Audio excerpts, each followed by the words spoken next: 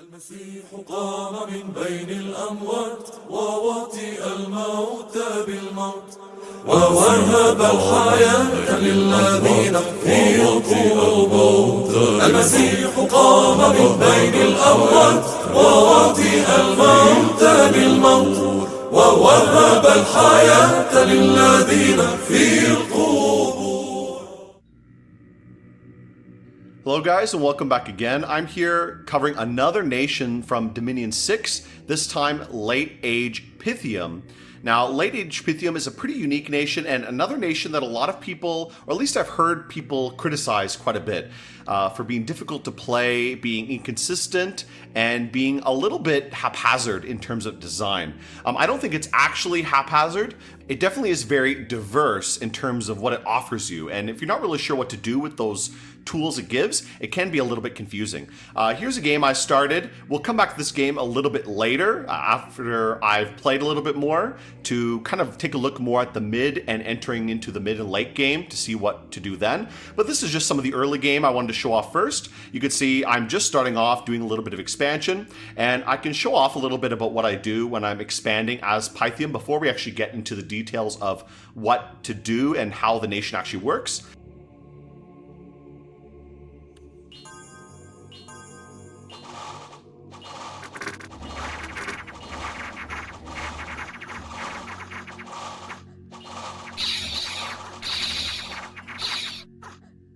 So this is my god here. I'll talk about my god a little bit more. Ready to settle down, the Lich Queen, god of Pythium. I'll talk about her probably a little bit later.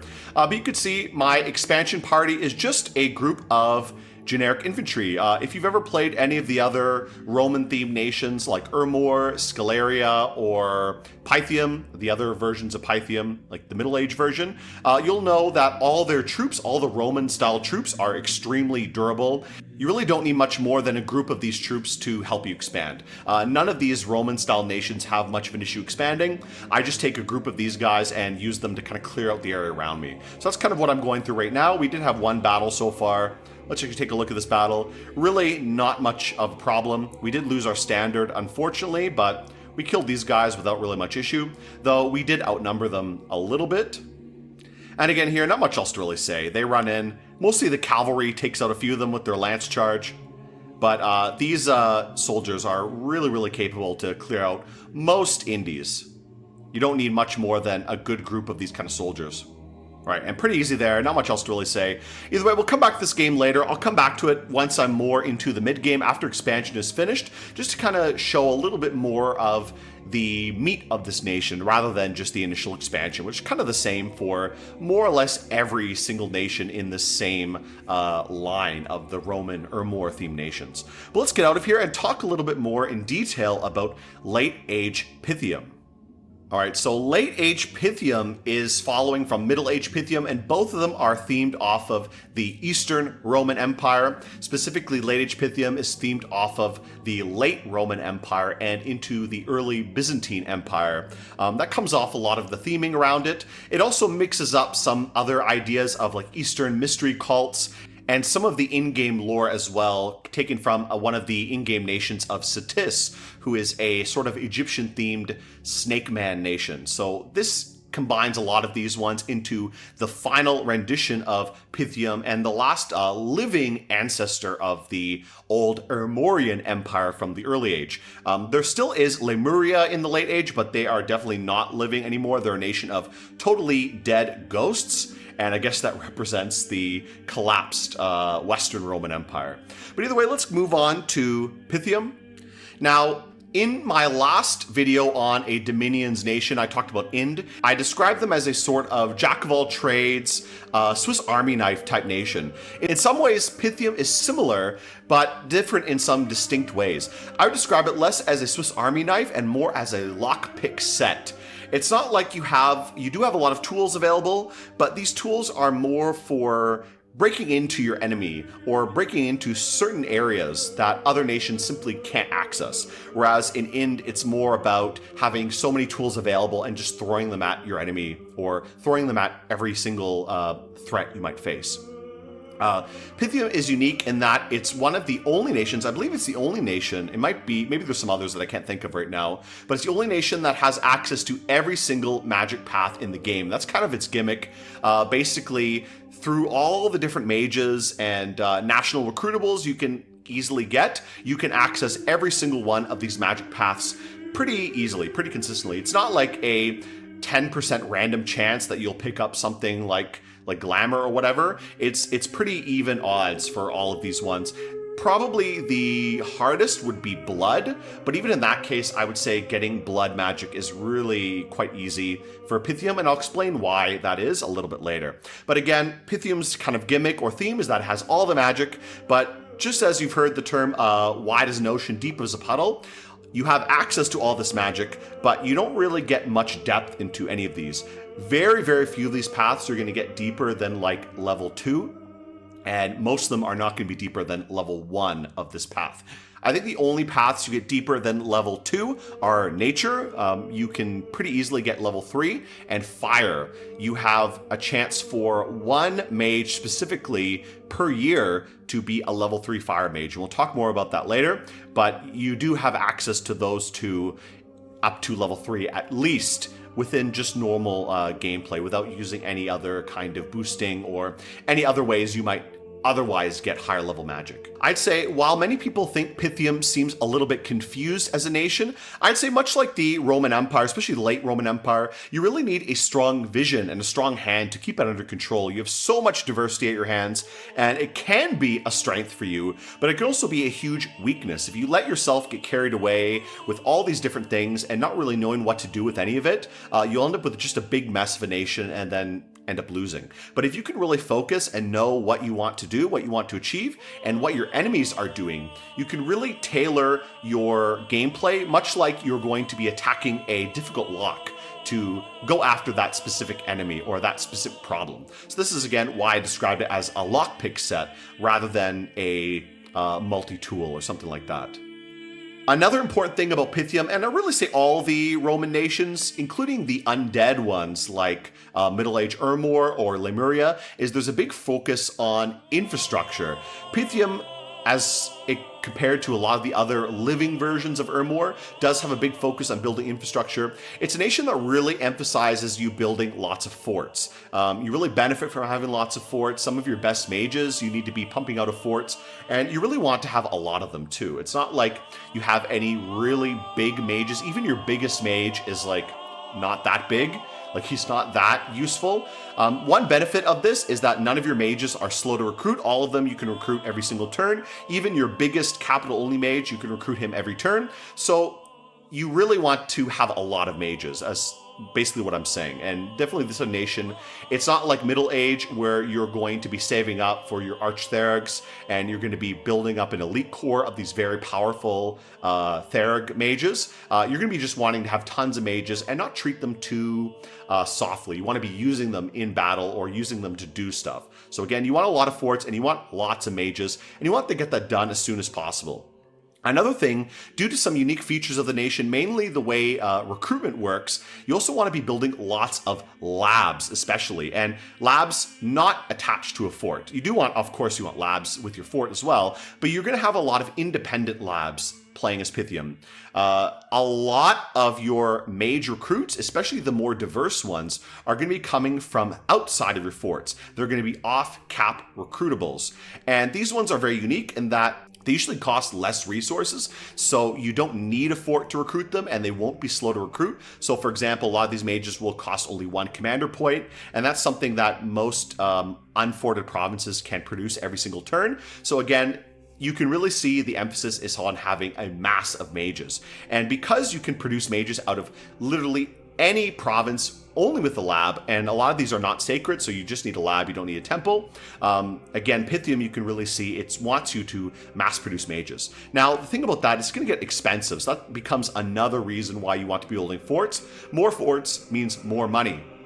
So you really need to care about your economy as Pythium, because you need money to build the forts, you need money to build the labs, and you need money to recruit so many mages, as well as just maintain them as well. Because you're going to have a lot of non-sacred mages, most likely you're going to have tons of these mages who are not sacred. They're going to cost a lot for maintenance, so you're going to be paying a lot. Pythium is a nation that really needs gold, and so you really need to take care of your economy for this nation, much more so than most others. Let's talk a little bit more about this idea of fort recruitment versus foreign recruitment. In your forts, you have a certain number of units and mages available, but also outside of your forts, you have unique sets of units as well as mages that you can't get elsewhere. Even when it comes to certain magic paths, in your forts you have very different magic paths available to you that you would not be able to get outside. Vice versa with the foreign recruitment, the recruits you get outside your forts, you do get some new magic paths that you can't really get otherwise. So you really do need to have both. You do want to be producing out of your forts. You do want to have a lot of forts because everything you do get from the fort is really good. Your units, your fort units are basically the best units you have. And the mages are also very, very useful. The recruit anywhere mages you get from your forts are all really good. They're really helpful for you, and you're going to be using all of them. There's none that are terribly bad. Likewise, there's a lot of good recruits you can get outside of forts as well. So you do want to be taking advantage of that huge diversity you have and just recruiting basically as many mages as you can from all the provinces you can. Let's talk about the foreign recruits first, specifically the troops. Now, the first groups we'll talk about are the Milite and the Limitane. Both of these groups you can actually recruit in the forts as well, but you can also recruit them outside your forts.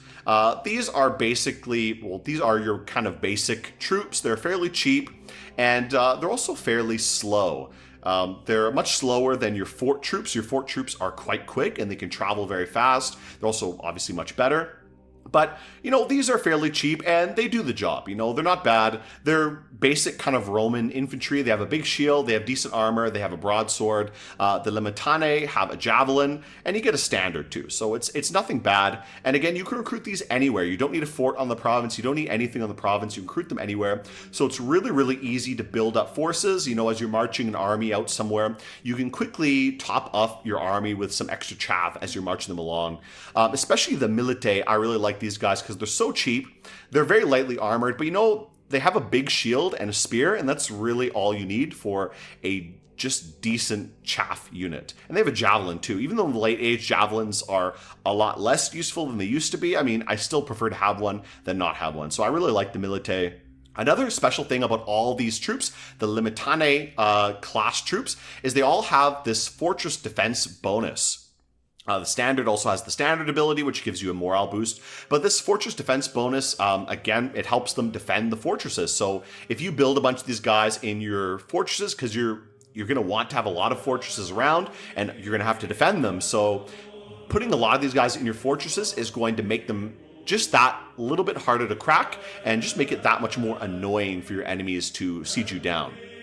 You also have these unique Limitane troops called the Limitane Solaris. They're very similar to the others. They do have the fortress defense bonus, but they also have a bit of fire resistance. And these guys belong to one of the national cults that exist within the Empire of Pythium. Pythium is ravaged by these heretical cults that are all over the place. And these are the kind of thematic background for your off-cap mages and the kind of magic diversity you have. The Limitane Solaris represent one of these cults. They're the cult of the Solar Bull, and they're kind of like the army cult, a little bit like the cult of Sol in the real world Roman Empire that existed for some time.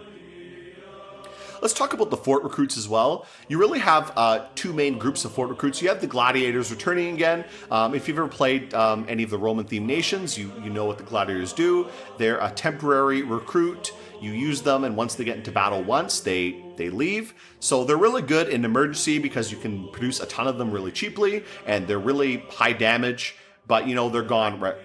They're gone after one battle, so you're not going to make them part of your army very long.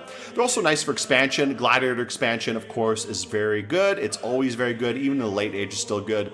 So Gladiator's always there. They're always nice to have. They're just an emergency panic button that every Roman-themed nation has, and that can take advantage of. You have the Comitatenses and the Palatine units. These units are very special. They're both much better than the Limitane units. They have much better armor, much better skills, and they have much faster map move. On average, your Limitana units are going to be moving about 1 province a turn. The Committed Tenseis can move maybe 2 or even 3 provinces a turn, depending on terrain, of course. The Palatine units are a little bit slower, but not much. Their advantage, even though they're a bit slower, is that they have a little bit heavier armor, so they're a little bit beefier. If you want slightly better unit, but I generally prefer the Committed Tenses. The armor is not that much worse, and the speed is just way more useful than having that tiny increase in armor. Plus they get a javelin, and again, javelin's always good. Lastly, you get a standard, and this standard is the exact same as the other standard, just he has stats more similar to Committed Tenses in terms of his speed and his armor. These units are really good, and this is another reason why you want to be building forts, because these are like excellent just chaff troop. These are some of the best human troops you can get in the game, in my opinion. I really like these units. Now, when it comes to the design of these troops, it really kind of is themed after the late Roman Empire. In the late Roman Empire, especially into the post-3rd century era of Diocletian and Constantine, you had these systems of limes across the entire border. Of course, you had the limes Germanicus under Domitian, but eventually this kind of idea was extended across the entire empire. Basically, you'd have these hard points, these fortresses, or these strongholds along the border at different key locations, and these would have a small group of basically border troops. Now, these troops would not be elite, they would be kind of recruited from the local area. They'd be under the control of a local dux, a duke, or local commander, and they would be expected to kind of handle small-scale raids and local patrols. But if there's ever a big incursion, for example, a big barbarian army marching in, these troops would basically try to defend as best they could, but their goal was basically to hold up the army and not really pursue them, not really leave their post, just try to defend their stronghold as best they could until the Committed Tensei or the imperial armies could march in and counter the barbarian threat. This is very similar to the idea of defense in depth, and this is something both the late Roman Empire and the Byzantium Empire both practiced. They gave up trying to defend the whole border because these borders are gigantic, it's impossible to defend. Instead, they would try to attack the enemy once they penetrated the body of the empire with their more elite armies that were highly mobile. These armies can move around the empire very quickly, and this kind of style of military strategy was perfected into the mid-Byzantine Empire, where you had the emperor's army and the army of the elite generals being highly mobile and extremely elite, where you'd have just a few garrison armies that would be expected just to hold their territory, and that's it. Just hold it and wait for the imperial army to come in and clean up, as it were. Now, I can't really express how much I love the Committed Tensei. They're such an amazing unit. Just having an infantry unit that is so mobile is really good. It's honestly the highlight of late age Pythium, and it's one of the reasons I really love this nation. I mean, it's hard to say. I don't know if it'd be my favorite nation. I really like middle-aged Pythium as well. I like both eras of Pythium. Pythium is like probably one of my favorite nations in the game, and I really like both middle and late age. I like the theming. I like the way it transitions from the fairly boring early age version of Ermor into the middle and late age, and keeping that kind of human aspect of Ermor alive. I also really love the undead variants of Ermor, but they're totally unique.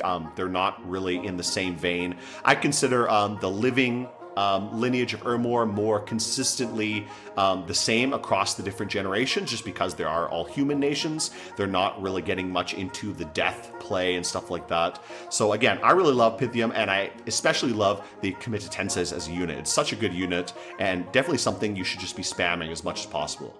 Now let's talk about your recruits, specifically your sacreds. Your one sacred that returns from middle age is the Serpent Cataphract, except this time he's sacred.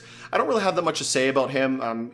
Just the same as middle age Pythium. He's expensive, a little bit worse cavalry. That's basically what he is. He's not as good as a normal heavy cavalry. But he is a pseudo cavalry unit, and they're not bad. I would say if you have a lot of money available, they're definitely worth it for raiding. I think these guys with a Serpent Cataphract commander, a Serpent Lord commander, make for a decent little raiding party. And because they're all sacred, it's pretty nice to go into enemy territory with them. One thing I don't like about them, specifically the Serpent Lord can't bless himself, which sucks, and can't bless his party, so you do need a priest to follow them around, so it does limit their usefulness in being raiders. However, I guess they're good in that way. I think they're more suitable as a rear guard action sort of force for your armies. Just a couple of these guys to throw in your big army to, again, run around the troops and just attack the rear is pretty nice, but I really don't use them that much, and I've never really considered them for a big bless or anything like that. I guess you could, but I don't know. I don't think they're special enough to justify it. Now, the more unique unit for Pythium is the Hydra. Now, this is a big highlight for Pythium. A lot of people love the Hydras. The Hydras look cool. They're big, giant monsters that spit poison everywhere. They regenerate, and they have a lot of attacks. They have a lot of heads. So they're very scary, and they look intimidating. And they're also sacred. Finally, in late age Pythium, they're sacred. So you can give them a big bless and do some really meme tier stuff with them. I normally don't like to give them a big Hydra specific bless. I guess you could. I'm not sure what that would be. I think a good bless for the Hydra is mostly just buffing their protection and their defense. I wouldn't go much into anything else. I mean, you could go really meme tier with I don't know, big regen bless or something like that, but I feel it's just a waste of points. I'd rather just go for something like hard skin or Stygian flesh, and then maybe just some defensive buffs or something like that. Or even reinvigoration type bless, just to make them a little bit more sustainable and help your mages as well. But I don't think you really need to focus too much on these guys. I mean, they're cool and they do have a place in your battle plan, of course. They're just another tool available for you. But again, I probably wouldn't waste my time focusing too much on these guys. They do have a lot of effects available for them. The main usefulness of these guys, I would say, aside from their Poison Cloud, is their Fear effect. And we'll talk about making use of the Hydras for their Fear aura a little bit later. Having a recruitable fear-producing unit is pretty useful, so I do like them specifically for that. You also have access to the Hydra Hatchling, and these guys are basically the same as Hydras, except they don't have the Fear aura, and they're generally a bit weaker. Everything about them is weaker, and they're smaller too, so it's doubtful, it's debatable if I'd really want to recruit these guys. However, late age Pythium has a unique ability for their priests. The Serpent Priests and the Serpent Acolytes can actually summon these guys just passively. So if you get someone like a Serpent Acolyte or Serpent Priest to sit on a temple, they can just summon a bunch of these guys for free. So in that case, I think it might be worth it if you can get a couple of Serpent Acolytes to just sit in one of your temple provinces and just summon a bunch of these guys as some extra chaff, then maybe it might be worth it. But in general, I probably wouldn't really bother recruiting these guys too much. I would probably recruit the big Hydra sometimes, but more for a specific case, which I'll mention a little bit later. Let's talk about the commanders. As for the generic commanders, you have the Centurion, which you can recruit in any province. This is your just basic general commander. He's pretty good. He can lead a lot of troops. He has decent leadership values. Not much else to say about that. He's just an all-around decent, cheap little commander that you can recruit everywhere. So most of the time, I think a lot of people are just going to be using Centurions to lead their armies because they're cheap, they're reliable, and they just do a good job. The Tribune is basically like an upgraded Centurion. He's just a Centurion, but he has a bit more leadership, and he has the inspirational effect, so he can give the units he leads a little bit more of a morale boost, or he could possibly lead more groups of units because of that leeway with the morale. The Magister Militum is your big army leader. This is the guy you want to use when you have just a huge army you want to lead, so that's just an option available. You also have your sacred commanders, your priests and your sacred commanders. Specifically, the Battle Deacon is your only generic priest.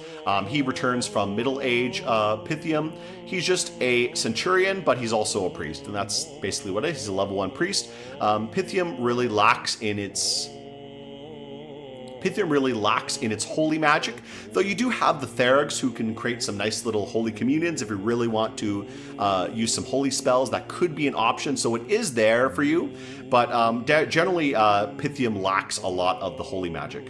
You also have the Serpent Assassin, who is an assassin, and these guys are really excellent assassins, and being sacred, you could consider them for a bless.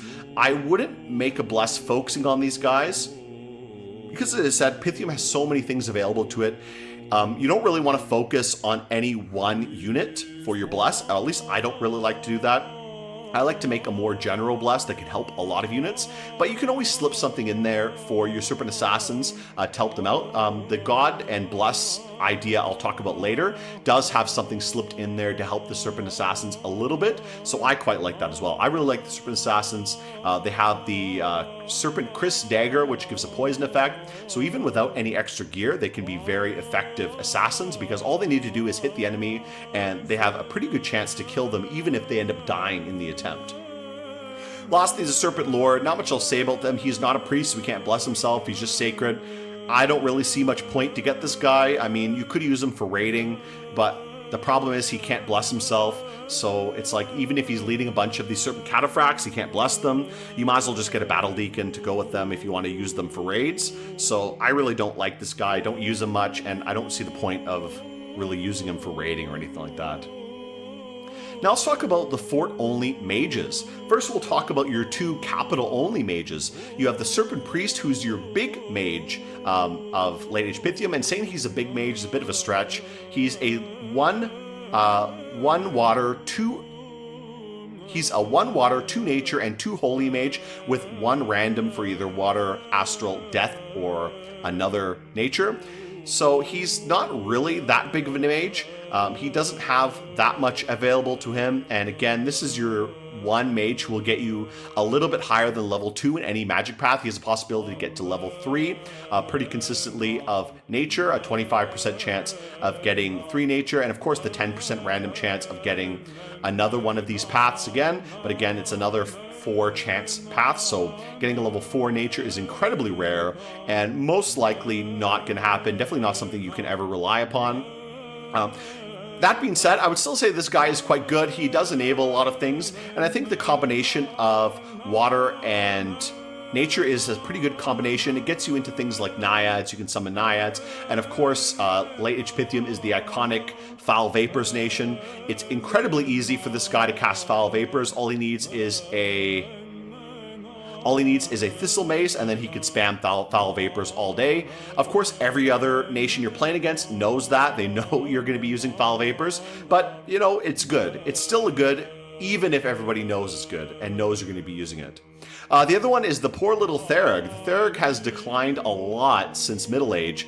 Gone from being the big arch Therigs you would have seen in Middle Age. Now he's just a 1-path mage with a 1 random chance. He's a 1 astral mage with a random chance for either air, water, or astral. So this is your chance to get 2 astral, astral water, astral air. Not much to say about this guy. I don't think he's that useful, because having a 1 astral mage is only really good when you can mask them, and probably you don't really want to be recruiting these guys too much over the Serpent Priest.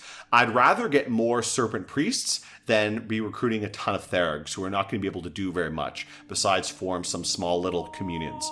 So I don't know. I mean, you're going to get a lot of communion mages anyways, because a lot of your other priests do have a chance for astral. So you are going to be able to put together some kind of communions, even if you don't really get that many Therigs. The main reason you might want this guy is to get air magic, to kit in a little bit of air magic into your communions. But beyond that, I wouldn't really recruit a ton of these guys because they're not that useful and they don't really offer you anything that great. Next, you have your off-cap mages. These ones you recruit in any fort. You have the Renata, the Renatus, and the Serpent Acolyte. All these guys are really good, especially the Renata and the Renatus are really good. The Renatus, I would say, is your best off-cap mage and probably the one you're going to be wanting to recruit the most. You could see the Renata and the Renatus have the same paths, water, death, and these are part of the Cult of the Sacred River, just like the Cult of the Serpent, which is the kind of main national cult. This is like the secondary cult that's still approved in the nation of Pythium, and you can see both these guys are sacred, so they're your main sacred mages.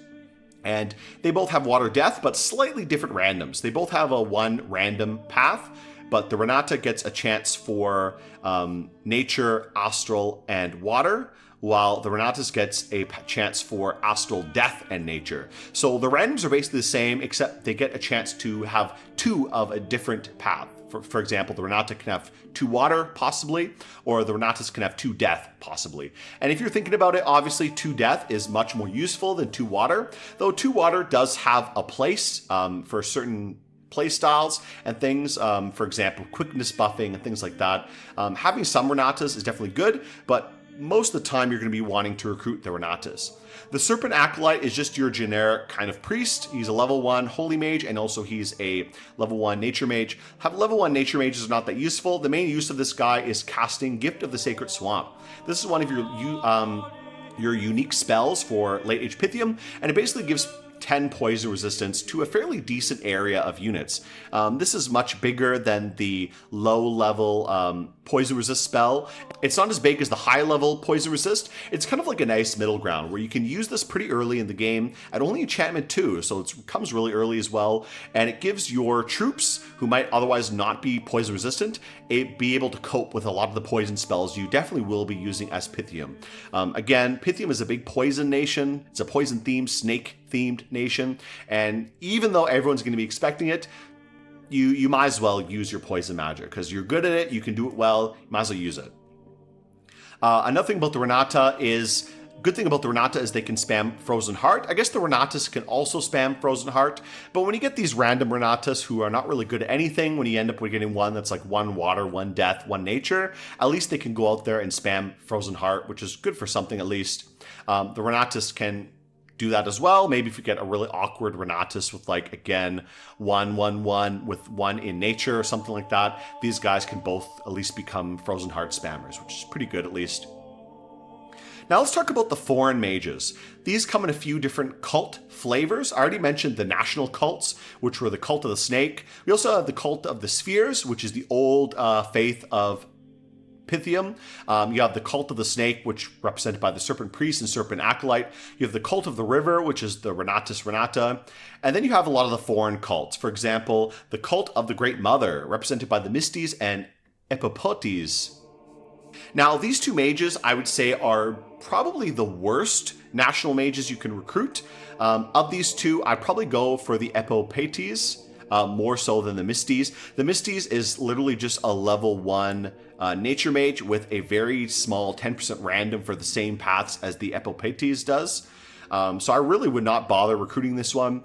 Some people I've heard say that this is a good option for extremely cheap researchers, but her research is so bad. It's only 5 research. She has 55 gold, which is really cheap, but again, they're not sacred mages, and like, unless you're so poor, which you really shouldn't be paying Pythium if you're playing such a low scales poverty build. I mean, maybe if you're playing that kind of build, this is the option for you, but I really don't like Misties. They're useless for anything else, and their research is not even that good. So I really don't want to bother with the Misties at all. The Epipotes is pretty good.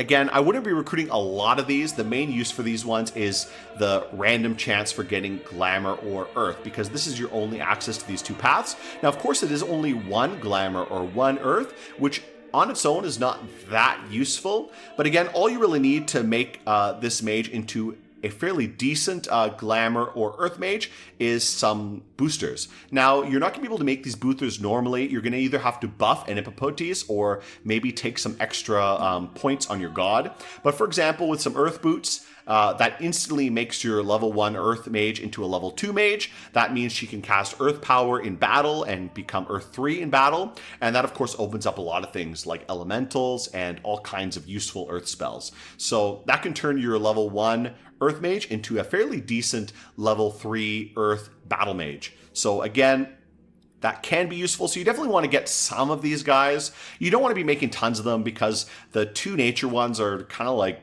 useless because you have 2 nature out the ass playing as Pythium. But getting the Earth ones is pretty good. Same with Glamour. Boosting Glamour is a little bit harder because the lowest level Glamour booster is the Gossamer Veil. You need 3 Glamour to make this. But Again, if you can maybe take some glamour on your god, you can throw the glamour veil on your mage, and then you could turn her into at least a glamour 2, which again is a little bit less useful than the earth because she can't make more gossamer veils. At least an Epipotes wearing the earth boots can make more earth boots and start mass producing them. A Epipotes wearing a gossamer veil cannot make more gossamer veils. So it does become a little bit annoying because you can't really mass produce glamour mages as much as you can as earth mages. But again, it's something to consider at least. Next, you have the Cult of the Solar Bull, the 2 fire-themed mages. You have the Leo, is again like an upgraded Centurion. He's basically like a high leadership Centurion with a little bit of magic power. I like these guys. I mean, they're a little bit more expensive than the Centurions, obviously, but they have higher leadership and they have a little bit of magic leadership, so they can lead some summoned creatures, which is nice. And they also have like a little bit of magic. So instead of your commander just sitting in the back doing nothing, at least he can be casting some low-level fire spells, which is, that's nice. I like that. I appreciate that existing there. So I actually quite like the Leo, and I tend to like recruiting this guy over a Centurion if I can afford it, just because that little bonus of having that little bit of fire magic and the higher leadership is just great to have.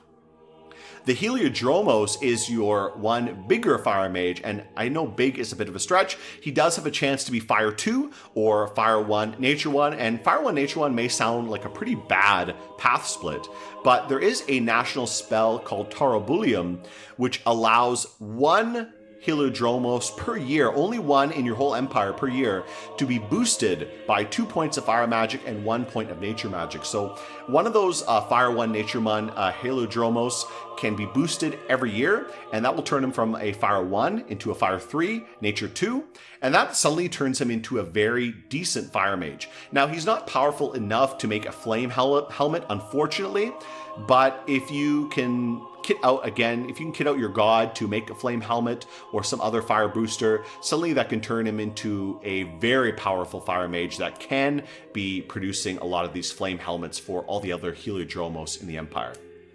So again, you do have access to this higher level fire, but it is only going to be 1 singular mage in your empire per year. So you can't have more than 1 of these guys going around. It also makes them a mega heretic. Basically turn this guy into a sort of anti-prophet for that year. He becomes a huge heretic, which can be a little bit annoying. A lot of these foreign mages have a heresy effect, which again makes them really annoying to deal with because they will reduce the dominion in your provinces. But again, you can always preach that up. If you bring some priests into those provinces, you can preach that dominion back up again to avoid, your enemy dominion encroaching and so on. I would say it's not that big a deal. It's just something you kind of have to think about a little bit, so you don't have these guys totally destroying your dominion and accidentally dom killing yourself because you lowered the dominion in so many of your provinces that eventually you end up losing it totally. Last is the Cult of Revelry, which is highlighted by the Reveler. This is one of the interesting units that Pythium has available. He's basically just a Nature 1, which sounds like it sucks, but he does have a 20% chance of either nature or blood. Basically a 10% chance of each. Now that's pretty small, so you're not going to get that many blood mages. At least this guy is pretty cheap, and he's only 1 recruitment point, so you can recruit one of these guys every single turn in whatever province, and you should be trying to make these guys. I don't really know what to do with the level 1 nature guys. I guess send them off to go die somewhere because they're not really useful for much. Again, a level 1 nature mage is not going to be doing that much, but if you do happen to get the blood guys, then you can cast this national spell Orgy with blood 1, nature 1, which allows you to summon a satyr and a group of Maniods, and the satyr is a really good unit. He's a seducer, so he can actually assassinate or seduce enemy commanders, which basically means he can steal them. And he also can summon Maniods himself. So once you get a decent number of these satyrs, you can start producing more Maniods. And this spell is really good. It only costs 1 blood slave, so it's extremely cheap to cast. It comes at blood 1, so it doesn't require much research. So this is a really useful spell for you and something you basically should be casting, as well as the Revelers open up some basic blood economy. Even though the chance to get a blood point of blood magic on the revelers is pretty low. You will get it eventually, and you will get some. And that's all you need to start off your blood economy. Once your blood economy gets going, you can always buff up these mages, make them a little bit better, make some gear for them, like dowsing rods and things like that. And you can get a decent small scale blood economy going without too much extra effort as late age Pythium.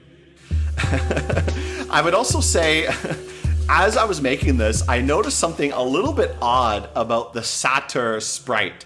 I haven't really checked if the sprites for example, Pangea have this as well. But I noticed, I don't know, maybe someone at Illwinter put the tail of the Satyr on the wrong end. But it's a little bit funny here. As for the blood magic, if you've seen a previous video I've made on blood magic, specifically generic blood magic, a lot of that is going to apply for you playing as late age Pythium. You don't have any other national spells besides Orgy. And if you want to break into blood magic and build up a little bit of blood economy, you're going to have to look more at what generic blood spells are useful for you as late age Pythium. And it's definitely something you want to do. Basically, as Pythium, you do want to get into all of these things as much as possible, but you don't want to spread yourself too thin. It is good to have that diversity, but you don't want to focus on everything because you simply can't do it. But definitely blood magic is one of the things I think you should put a little bit of effort into building up some kind of basic blood economy, because blood is always useful and there's no reason not to do it, especially if you're getting a bunch of revelers. Revelers are easy to get. You can just dump the ones that are useless. You can send them off into battle somewhere. Throw them all at like a random enemy fort or something like that and have them all die if you don't want to maintain them there. At least the ones that don't end up with blood magic. Now let's talk a little bit about god design. When it comes to god design in this game, there's a lot of options you can choose from, at least when it comes to late age Pythium. I think this is a really good god design. I went for something a little bit boring because I think the main purpose of this god and my idea for making a god for this nation is having a lot of magic coverage. Now, of course, you have a lot of magic coverage for your nation, but you don't have much depth in anything. And you don't have a lot of cross paths on a singular mage. So the purpose of this god is basically to enable production of a lot of useful boosters for your mages otherwise. Basically allowing you to make boosters that you otherwise can't really make. I have them all on the side here as some examples. Coin of Meteoric Iron, Starshine Skullcap, Skullstaff, Gossamer Veil, Earth Boots, Armor of Twisting Thorns, Bloodthorn, Skull of Fire, Bloodstone. All of these boosters are extremely useful for you, and they will all enable you to climb these magic paths a little bit easier and generally make your nation a lot more robust. So basically my idea for this god, is to enable the rest of the nation. That's the whole purpose of it. Same comes down to the bless. I took a really light generic bless, 3 times in reinvigoration. This goes for the mages. It does help the units as well. For example, your hydras are going to benefit from this, but it's not really a specific bless. It's really more for the mages. If they're going to be out there casting a lot of spells in battle, this allows them to be pretty spammy and not run out of energy because they have that reinvigoration bless going. Arcane Command, because I see Pythium as a nation that really wants to be summoning a lot, so probably you're going to end up with a lot of random magic units. So getting a little bit more magic leadership I think is useful. Undying, just because Undying is good, it gives you an extra 2 points of health, basically. Quiet Stride is what I mentioned previously for the Assassin specifically. This just boosts the stealth ability of stealthy units only, so it doesn't give stealth to units who don't have it, but it makes your already stealthy units even more stealthy. So I just took this as a very nice little extra bless for the assassins specifically, just to make them a bit more effective, and I think that's a nice little thing to add. I also took 2 times Heroism. Heroism is an incredibly broken bless. Even after all the updates Dominion 6 has had, Heroism is still so good. It just boosts experience gain, and experience gain means that mages research better, it means they're more powerful, it means units are stronger, it just makes everything better. So I took 2 times Heroism. Some people take like huge Heroism blesses where they stack Heroism a ton of times. I didn't do that, but I did take it because Heroism is just really good. If I'm taking some Glamour, I like to take a little bit of Heroism because it just is really good to have. Beyond that, I went pretty high scales. Some alternatives to this god. I'll talk about the game I'm playing right now a little bit later. I did take something a little bit different from this, which I'll discuss then. But for this one, I took a fairly decent scales focus build, pretty high scales for everything. I didn't take any magic or any luck because I think luck is not that relevant when you're going high order. And magic, I think all your mages are pretty good. I don't think you really need to have super high magic, though I guess if you want to play around with it, you could do that. I would say if you want to go imprisoned, that could be an option as well. Maybe in that case, you can take some higher stats for all your magic paths. I think if I did go imprisoned, I'd probably get some magic in every single stat available just to have total cross compatibility to make basically anything I want. I would also probably take a little bit higher scales, but beyond that, I probably wouldn't do much else, even if I did go imprisoned with the same god design. I also took the Great Sorceress because she has the ability to generate gems, and I think that's kind of nice, so why not? Now let's talk about your national spells as late age Pythium.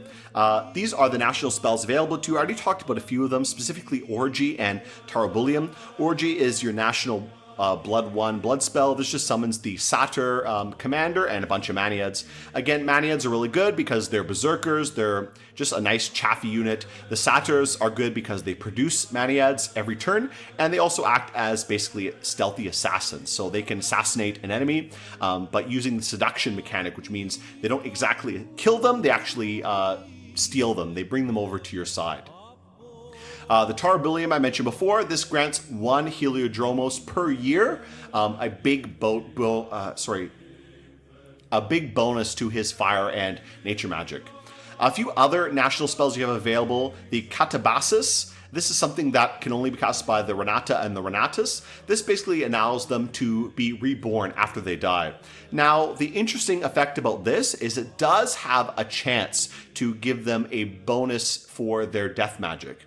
It's a pretty small chance, but it could be something. If you have a lot of death gems available, you could cast this on a bunch of your Renata and Renatus. Definitely if you're using these guys in combat, I would consider casting this on your combat mages just because they do have a much higher chance of dying than the ones sitting in a lab somewhere. And if they do come back, then you're not really losing a mage. I'd rather spend a few gems than, having to get more mages all the time. Losing mages can start like a death spiral for any nation when suddenly you're really lacking a lot of that magic power and it can become a big problem. But, spending a few gems just on your combat mages only to give them that rebirth ability so they can at least come back after death. And who knows, they might come back with an extra point of death magic, which is always really useful. The Epipotia, this gives a bonus to growth in one province. It also reduces the dominion in this province. I don't know if I'd ever really use this. I guess maybe for whatever reason. I don't know. If you have a reason to cast this, I'm sure you can imagine some reason where this would be useful. I don't think I've ever used it, and I don't really care that much about getting a growth boost for one province. Maybe. I don't really know. Maybe you can think of some reason why this would be great and amazing, but I don't really care enough to do it. And it's a little bit expensive. I'd rather use the nature gems for other things, to be honest. Next, you have Contact Lar. This is a spell that's existed through all the living incarnations of Urmor, Pythium, Middle Age, and Late Age. The Lar is just a very good nature Earth Mage. So if you do have the ability to cast this, why not? It's only cost 1 nature, and this is incredibly easy for you to cast. This is another way for you to get into Earth magic, since your Epipotes are going to be pretty weak Earth mages. This guy will give you the cross paths for Earth and nature in that case, so Lars are pretty good. Last one is Daughter of Typhon. This is a really unique spell, only available to early age Sarumantia and late age Pythium. This summons this very strange monster unit, the Daughter of Typhon, which is an immortal Hydra, basically. It's an immortal unit, meaning if it dies, it'll come back again, and it has both recuperation and regeneration. So unlike other immortal units, this one will come back and will heal any kind of ailments that often immortal units gain when they die again and again. A big problem with immortals is when they keep dying, they often end up with tons and tons of ailments, but at least this one will be able to regenerate them. So even though it doesn't really have that miscellaneous slots, any immortal is good. I always stand by the fact that immortality is such a good trait to have that any kind of immortal unit is worth getting. However, this comes so late in the research tree, Conjuration 8. It's also fairly expensive, so I don't know if you'll ever end up using it, but I mean, it is a good unit, just it's pretty late in the game. It's also pretty difficult to cast for you, so I don't know, consider it, but again, I wouldn't worry about it too much. There are other immortal units that are much easier for you to get, and even though they're not as strong as this one, I would say they're more useful since they have more item slots available. Now let's talk about some general strategy ideas. I would say the number one biggest thing for late Age Pythium is remember to site search. So many people when they're playing this game, they forget to site search, or they site search for a few turns and then they stop site searching. You have every single magic path in the game available. You should be site searching with every single one of these all the time on every single province, and also blood hunting. Like, there's no reason you shouldn't do it. I mentioned earlier that you don't want to hyper focus on any one strategy idea, but you should be site searching as much as possible, because having gems for a nation like this that needs gems is so useful. It doesn't even matter if the gems are not what you exactly need at that time, because you can alchemize gems. I know alchemy sucks because you're losing gems by alchemizing, but it's always great in a pinch. If you have a ton of gems of one type that you just don't need, you don't use, you know, that's free money basically. You can convert that to another type of gems when you absolutely need it. So, you know, just site search. Just start site searching, dude. They even added the auto site search feature in Dominion 6 that you can just click and your units will go do it. It's not as efficient as doing it yourself, but just click it and do it, dude. At least some mage will be site searching, even if it's slower than you doing it manually. At least it's being done. And blood hunt, please blood hunt. So remember site search. That's the most important strategy tip I will give for this nation. Just please site search all the time.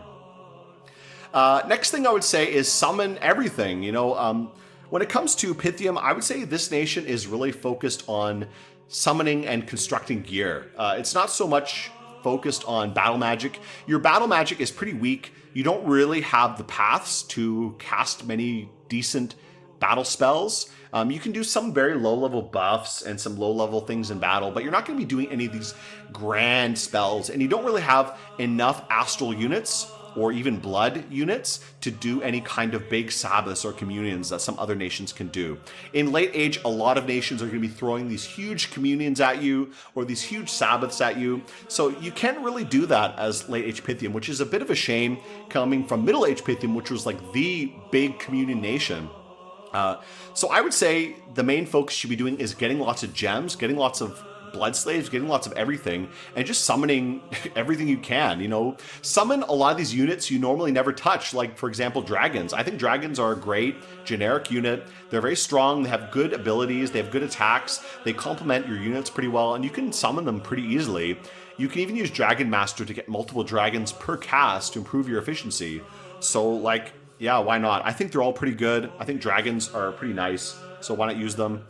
Another useful generic summon that you can easily get are mannequins. Your Serpent Priests or some other units, maybe like the Renata or the Renatus, if they end up with like a nature death cross path, they can summon some of these guys, the mannequins or the Mandarogas. These are really great chaff units. Undead Chaff synergizes really well with a lot of your poison play because they won't care about poison effects. They also are suitable for any kind of cold magic. So if you're using some of your Renata, your 2-water Renatas to do some cold spells, mixing in some undead and some poison magic into that can be really nice. You can have a nice combination of magic. Again, Late-ish Pythium works well when you're combining things together because your enemy might be able to counter poison, but they might not be able to counter poison and cold and fire and everything, you know? They might not be able to counter everything. So if you can just throw everything at them and have everything going at the same time, then you can break them. So that's basically the gist of Late-ish Pythium.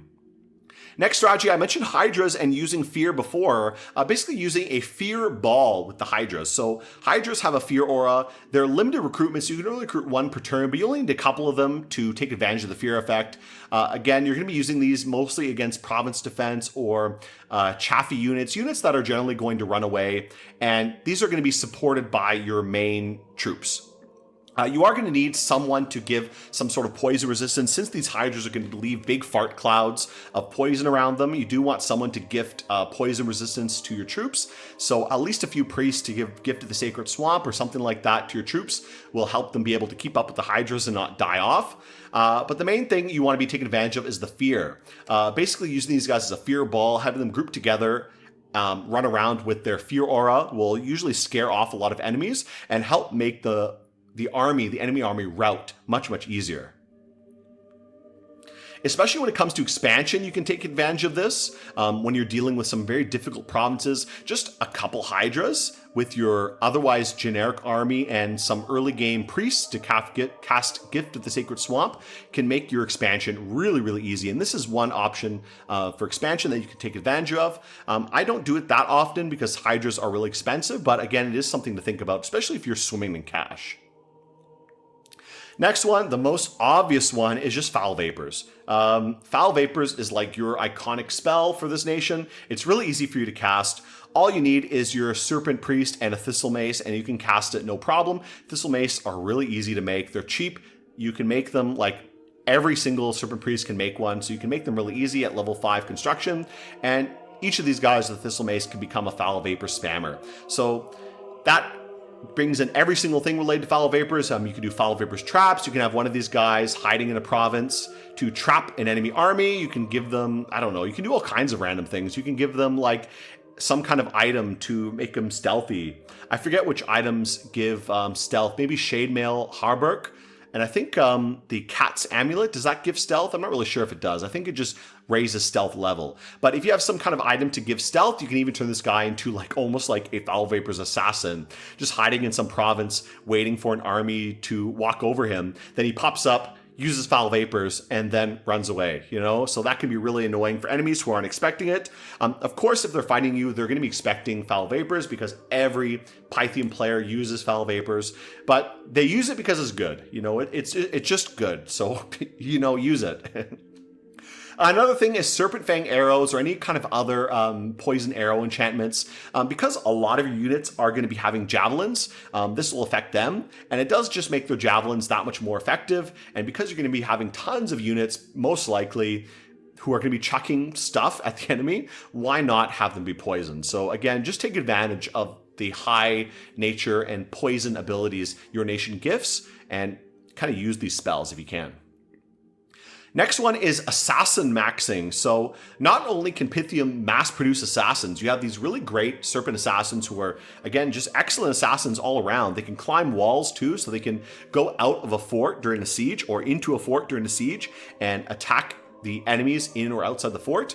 They have a great dagger, the Serpent Chris, which can give a very damaging death poison effect, which can make just the chance of killing the target much higher.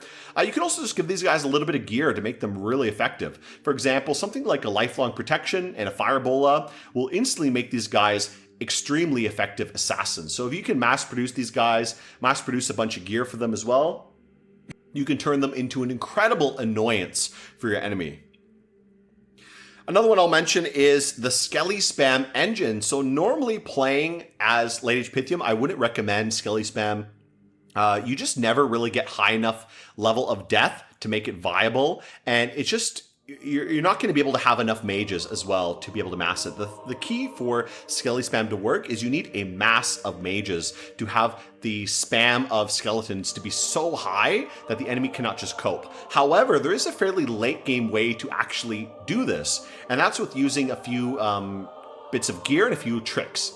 First of all is the Skull Space. This allows you to cast the spell Horde of Skeletons really easy, which is a little bit beyond the range of your Renatus to cast, but with the Skull Space, they can cast it. It also gives them a boost to their death magic, of course, which again makes casting a bit more efficient. You can also give them a Heart of Life, which gives them a big reinvigoration bonus as well. Also some resist poison, which is nice, especially if you want to mix in some poison effects in here. For example, Skelly Spam plus Foul Vapors, I imagine would be utter hell to deal with. I imagine it'd be the worst thing possible. So that could be really funny. Again, if you take the Bless I mentioned before with the 3 times reinvigoration, that's going to be crazy amounts of reinvigoration. Add that with a Renata who's casting something like Quickness buff on the Renatus, and suddenly you can end up with an ungodly amount of skeletons. And this is a way to really make the Skelly spam work in the late game, and you don't need many more than maybe like 2 or 3 Renatus actually doing this. Skull faces are pretty expensive, so probably it's going to be hard to afford a lot of these. But like I said, if you get 2 or 3 Renatus as your dedicated Skelly spammers, maybe pair these up with a Renata each to cast Quickness on them, and maybe 1 Serpent Priest to cast Foul Vapors, and instantly you can have an amazing, like just painful Skelly spam trap that can utterly destroy a lot of armies if they're unable to deal with it. So that can be pretty funny late game. Last strategy we'll talk about is Immortals. Now, I've made a video on Immortals before.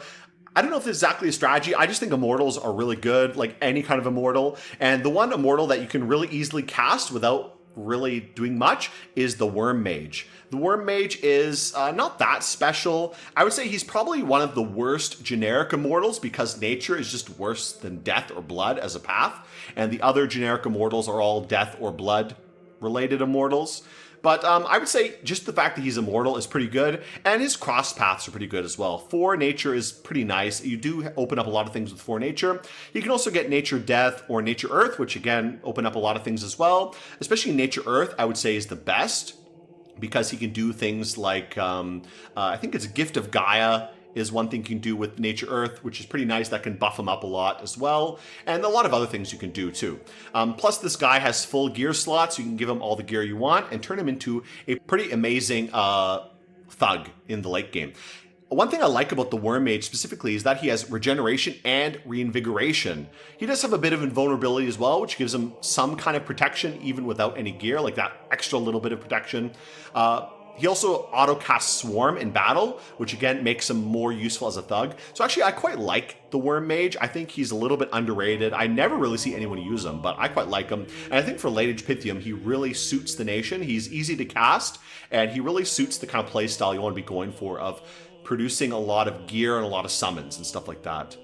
So I really like the Worm Mage. And like I said, similar to the Daughter of Typhon, having this regeneration ability really helps with a lot of the injuries that Immortals often get. At least he can regenerate some of that, and his recuperation as well will help him regenerate from damage he might take after dying again and again and again. So again, this makes him a little bit more sustainable as an Immortal. It's not like a Lich who's going to very quickly rack up so many like ailments that he's going to be totally useless. The Worm Mage will at least be able to heal up from that damage he takes.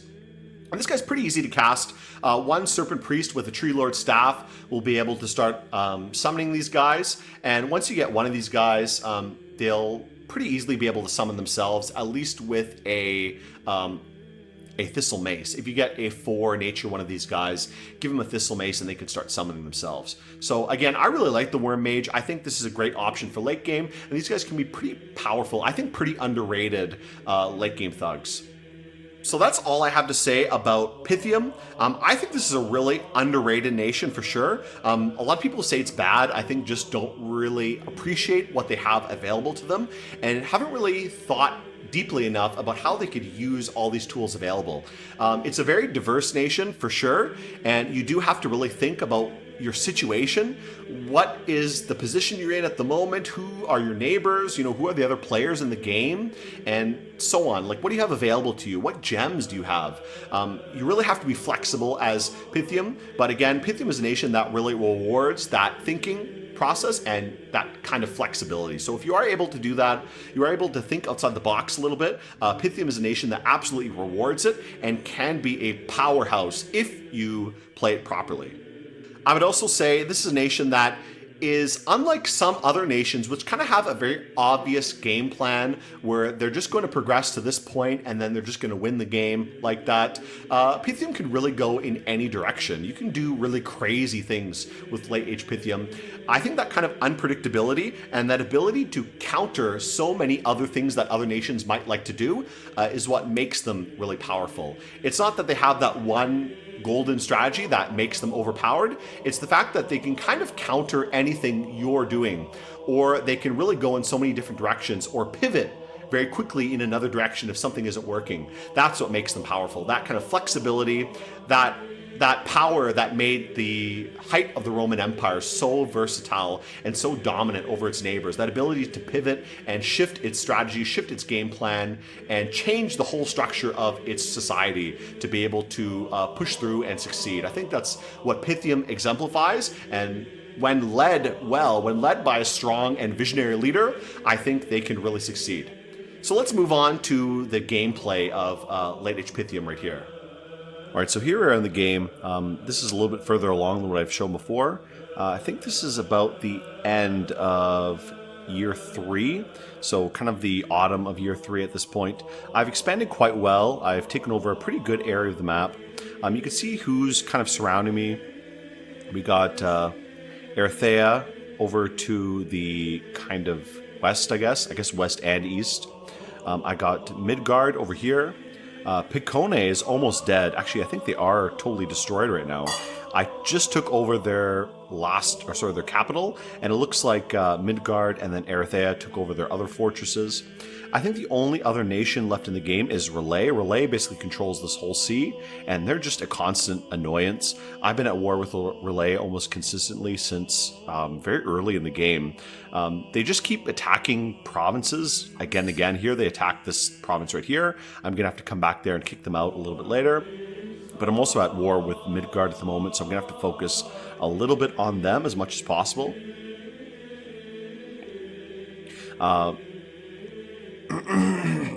There's also one other nation that is Agartha. Agartha basically controls the underground cave system.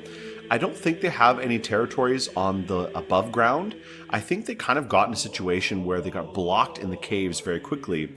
And I am a little bit worried about them because I do have a few provinces with caves, especially right near my capital. I don't want a massive Agarthan army just popping out of the cave, especially right next to Pythium right here. So I'm a little bit worried about that. I'm trying to make some kind of agreement with them. I don't really want to bother fighting them.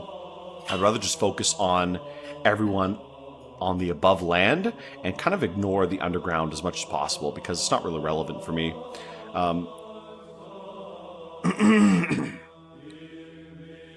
So just continuing on with this game here. Now things are kind of heating up a little bit. I'd hope to get some kind of agreement with Erythea as well for the time being. I don't really want to fight them. I do want to focus on Midgard. Midgard's not that big. I'm a lot bigger than them. But I do need to kind of rearrange my forces a little bit. At the moment, I don't have too much going on right now. It looks like I have a blood mage. I want to bring that guy in.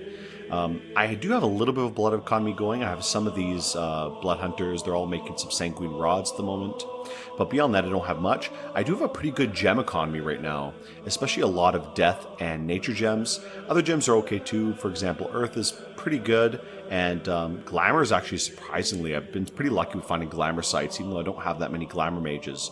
I've just had mostly these indie epotes. Where are they? I think I sent all my glamour epotes to go wander around. They're wandering around the map at the moment. I don't know where they are at the moment, but I set a few of them to wander around. Here's one.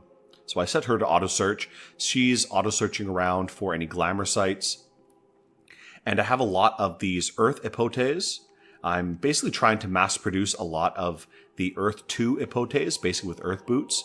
Earth Boots are a really cheap option. They're only 10 gems, and they turn a 1 Earth epote into a pretty useful 2 Earth one.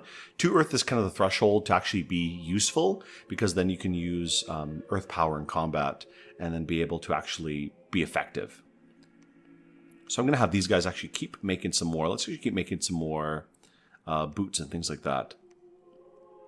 We'll try to get all of these guys to have some kind of boots. We'll keep making epotes as well. I also have the Heliodromos over here being produced.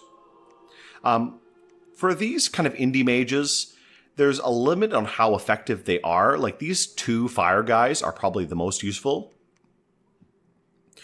You can turn one of the fire nature guys into a 3 fire, 1 nature guy.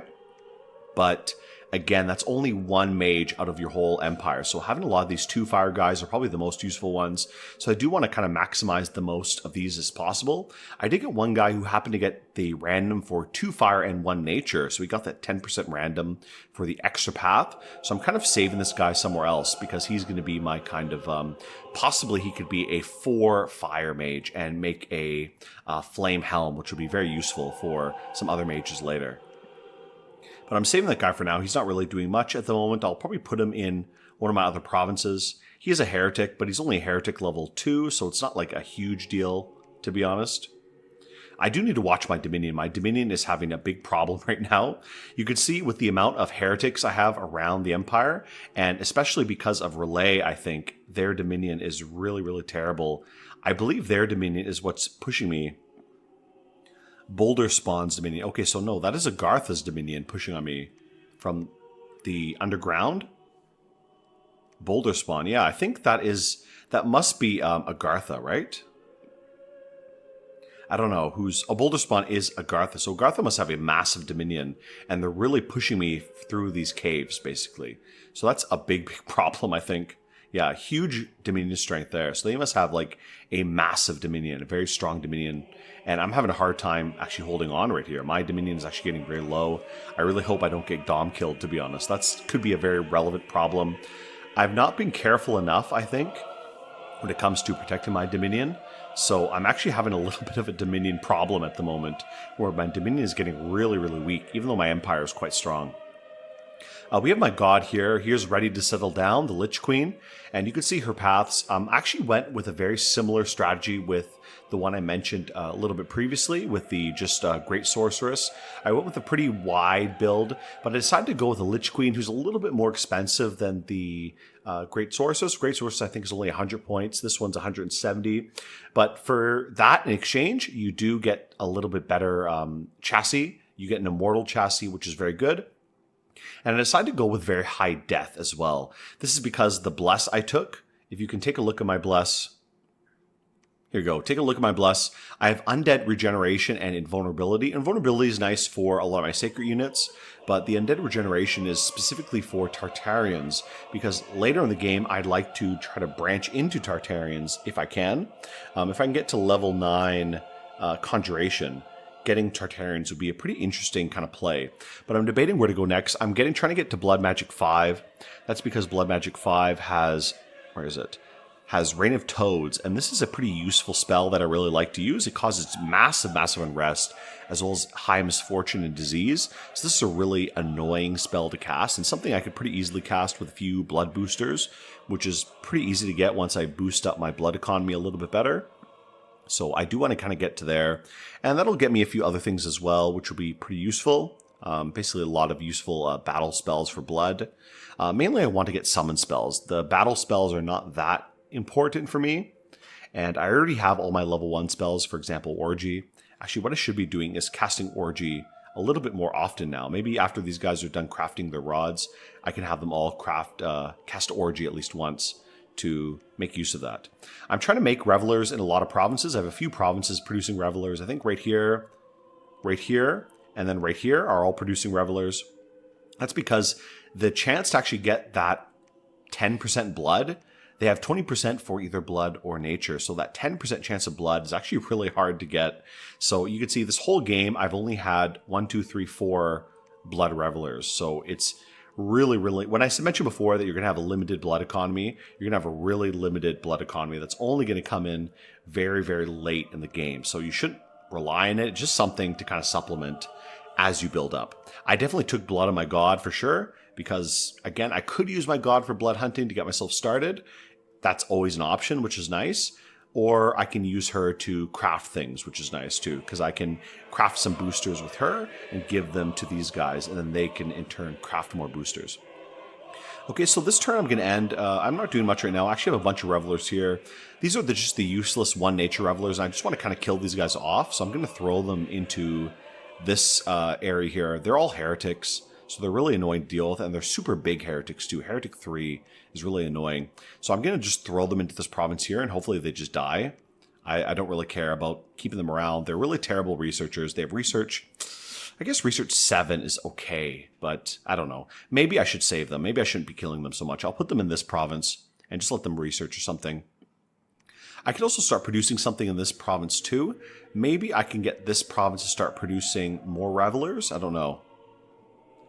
Actually, you know what? How much money do I have? No, I don't have any money to do anything. Anyways, so we'll have to wait till next turn. I do have a few armies moving out. Really annoying thing is having a relay in this game because a lot of my commanders who are near the ocean are going insane. Like all these guys right here have insanity right now. Insanity 23 and this guy's insanity 7. So really annoying that both these guys have some insanity. I think this guy has some insanity too. Yeah, insanity 6 and a lot of other annoying things. All right, I do have a few other things being produced at the moment. I think my Lich Queen is making a skull face. I'm going to be trying to build up my Skelly Spam engines pretty soon. I have a couple of guys. I'd like to get at least these 3 guys. I've got them all blessed with this spell specifically, Catabasis. This allows them to be reborn if they ever die. So that's very useful for them. I don't know if it tells me... Oh yeah, these guys have rebirth. So these 2 have rebirth. Only this guy, I haven't cast Rebirth on him yet. Galabas. So let's get this guy to actually cast Rebirth.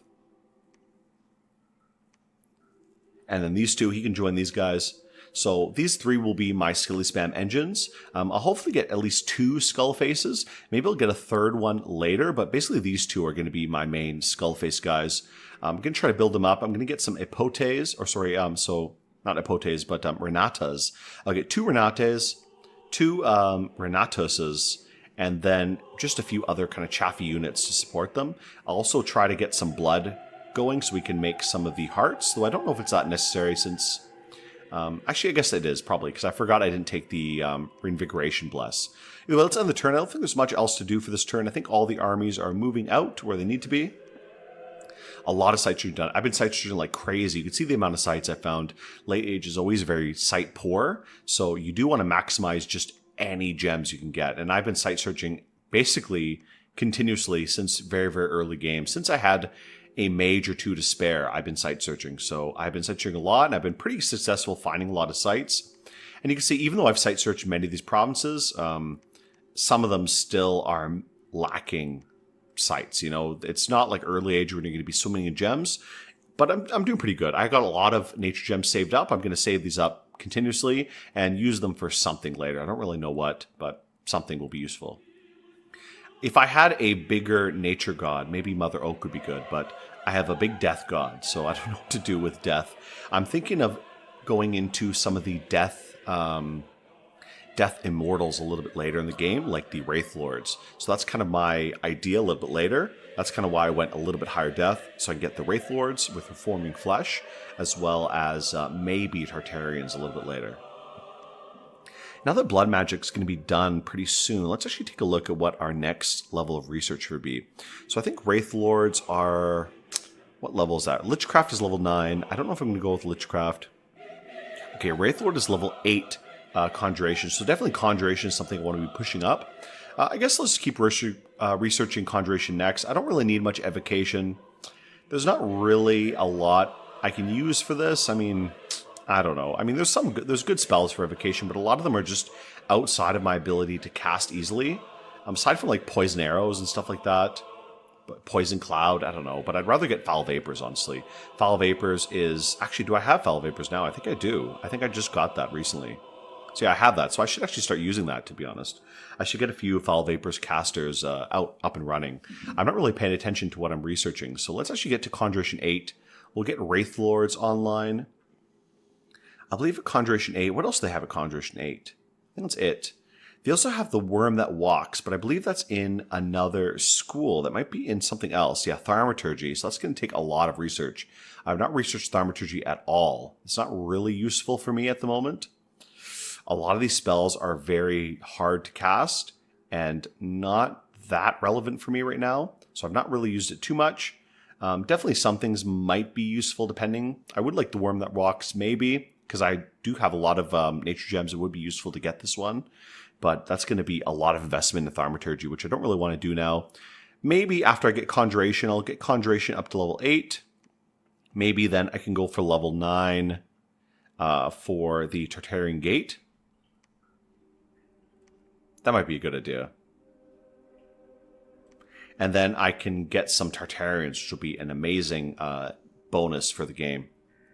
I can do, if I go into Thaumaturgy a little bit later, actually, you know what? Let's change it up. I'm going to get rid of Tartarians now. We're going to go into Thaumaturgy because then I can get Gift of Reason, which will help with the Tartarians a little bit. Some of the Tartarians are units only, so you do want to actually help them out. So what level is Gift of Reason? It's at level 5. So let's just go to Thaumaturgy 5 at least. That'll be good. Okay, that's good. So let's end the turn here. Nothing, because I need to start getting some research boosters online. Actually, you know what? Since I have a lot of nature gems, let's actually start making some nature research boosters. We can make some homunculi. This will give a pretty good boost of nature. So let's make just a couple of these. I don't want to make too many. Maybe like a few of these. Not too many, because they're a little bit expensive. I don't want to make a lot of them. I don't want to blow all my nature gems on homunculi. But we'll make just a couple of them at least like 5. That'll be good for a little bit of research boost, because they're 10 research each.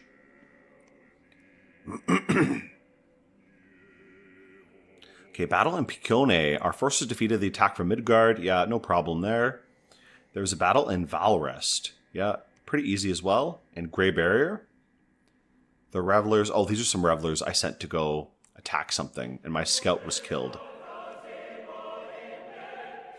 I should rise from the Gartha. We hereby declare war on your unholy Nathan. Okay, that's a big problem. I do not want to be at war with the Gartha. I think because I'm getting too big, they don't want to ally with me. So now they're just going to declare war on me, which is a big, big problem. I'm going to have to really plug up these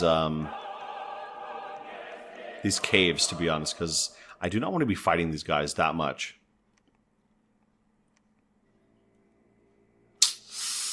This Dominion sucks, to be honest. I really wish I could control my Dominion a little bit better. I do have some guys preaching here. I might need to get more priests out preaching. Get some of these guys out here to preach a little bit so I don't lose my Dominion out here. At least my capital has full Dominion, but again, a little bit of a problem. Let's get a few of these guys out here. I'm going to actually send some guys out and preach a little bit. Now, I wonder if I should go into Agartha immediately and try to do something, or maybe I should try to make a peace agreement with them. I don't know. I don't know if you can really have a peace agreement. I guess if they declare war on you, it's pretty much like game over with that. They're not going to be giving you any peace. We should probably just be pushing Midgard. Now, Midgard's capital is just right there. I do have a bunch of just committed Tenseis, so I'm just going to move them right into Midgard. I need to bring some more forces out here. Probably what I'll do is I'll join these guys with the Skullface dudes pretty soon.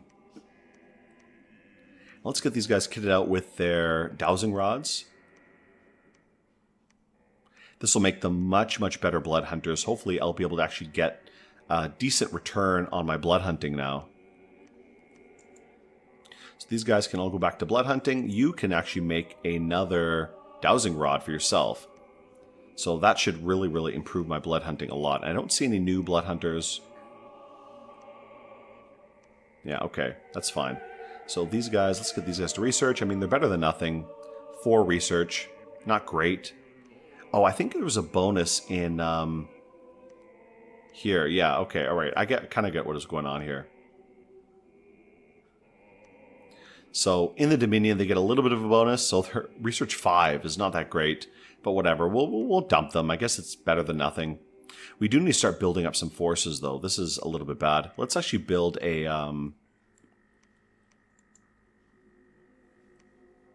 Oh, I don't have any money left. Damn, I'm totally out of money. I'm using so much of my money every single turn. Let's close off some of this recruitment for a minute. I do need a little bit of money. At least so I can make a temple here and start producing some stuff in this province.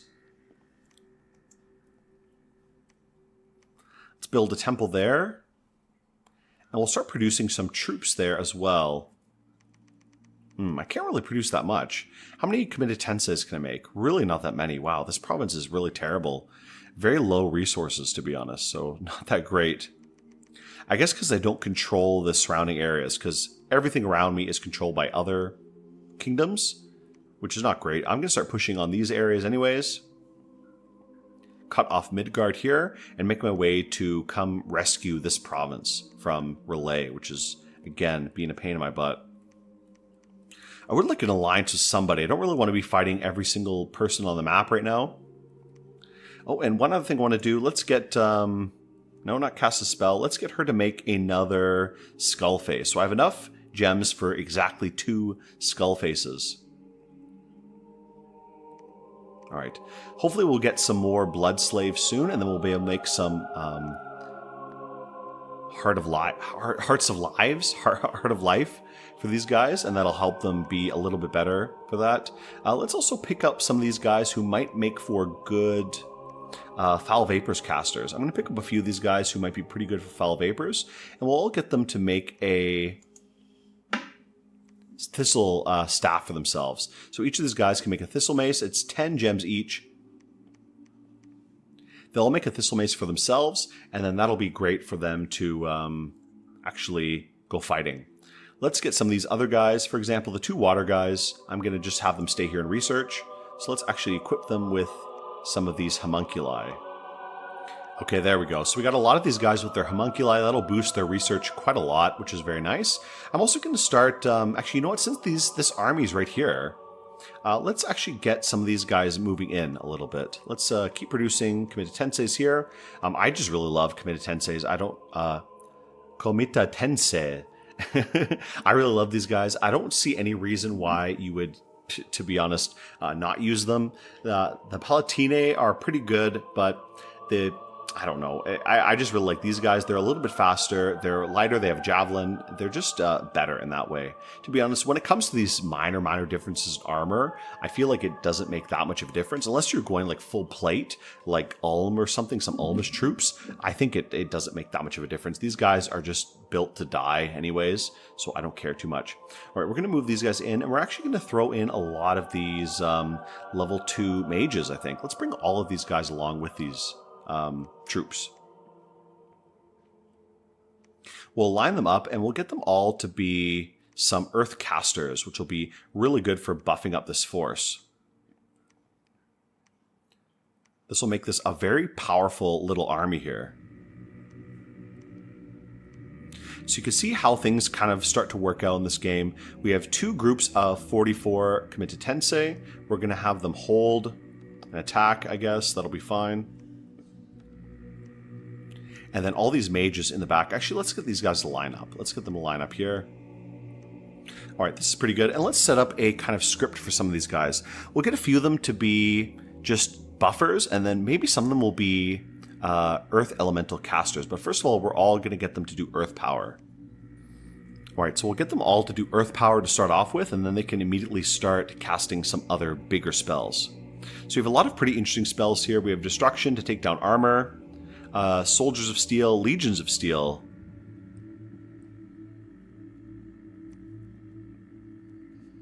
Giant Strength Warriors, Weapons of Sharpness, Earthquake Warriors. Yeah, let's actually do some of these. We'll do maybe... I think always defense is a little bit better than strength, so I'm going to do Soldiers of Steel for a few of these guys. Just because Soldiers of Steel is a free cast, so we'll get them all to kind of cast a bunch of these ones first. I think that's a pretty good setup there. So we have a lot of these Earth mages now. I have my big core of Earth 2 mages with the boots.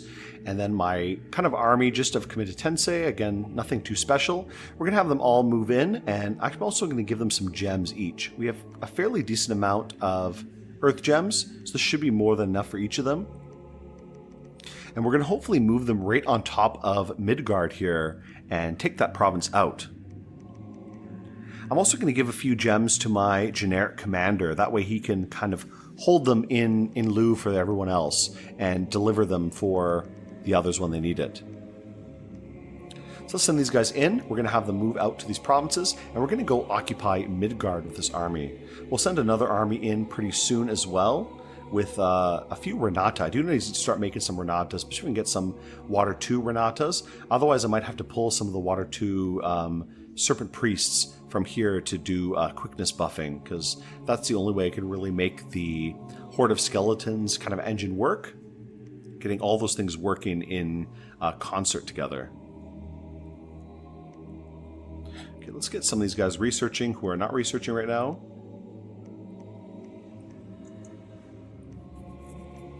We got to defend this province a little bit more. This army, whatever's here right now, is not that much. Let's give this guy... Oh, this guy can't lead undead units. Oh yes, the commander who's leading the undead, I guess he died, so we got to be careful of that.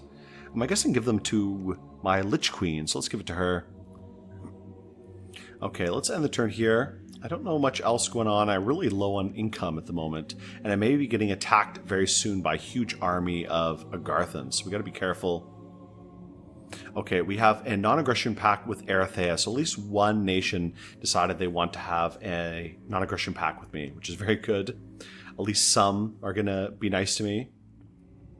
Okay, this army's going pretty well. Battle in the Forest of Gila. Ooh, so here comes the first attack by the Agarthans.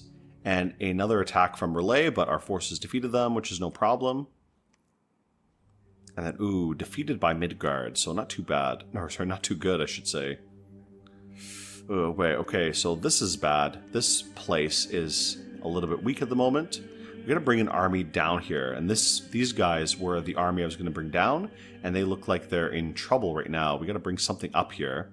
I do have this army, so I'm going to start moving this one north. This will hopefully come deal with that. And what other armies? I got to start building some armies. I'm pretty low income for everything.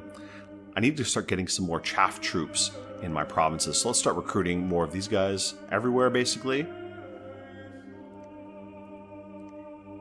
I believe everywhere is recruiting at the moment. Okay, not everywhere, but let's get everywhere recruiting these guys. And getting mages as well. Okay, everyone should be recruiting these, and then we can also recruit in the nearby provinces to help build up a bit of army. Okay, yes, we got a big problem there. A big army just popped up, and we got to somehow go deal with it. Now, I don't think these guys have any poison resistance, so if we have a decent little army somewhere, do I have any forces anywhere that can go deal with this? I don't think so. The closest is like this force over here, so we'd have to march these guys out there. And then a bunch of undead for some reason. I don't know where these undead are coming from.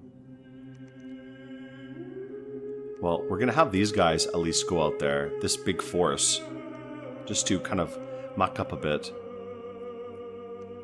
Let's have these guys go meet up. We'll have this guy meet up with one of the other ones. I don't know what these guys are doing. Are they done site searching? I guess they are. So let's move them back to the capital. We're going to have some of our Foul Vapors guys. Who are the guys that I set as my Foul Vapors casters? These guys were, right? So let's give them all their staves. Their Thistle Maces. Okay, and let's send just one of these guys out there to be our Foul Vapors caster.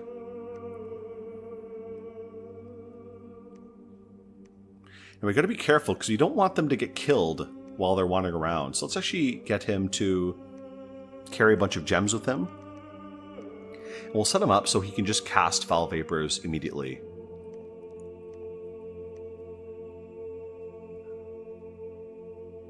Yeah, there we go. Foul Vapors, 2 gems. He just casts it immediately.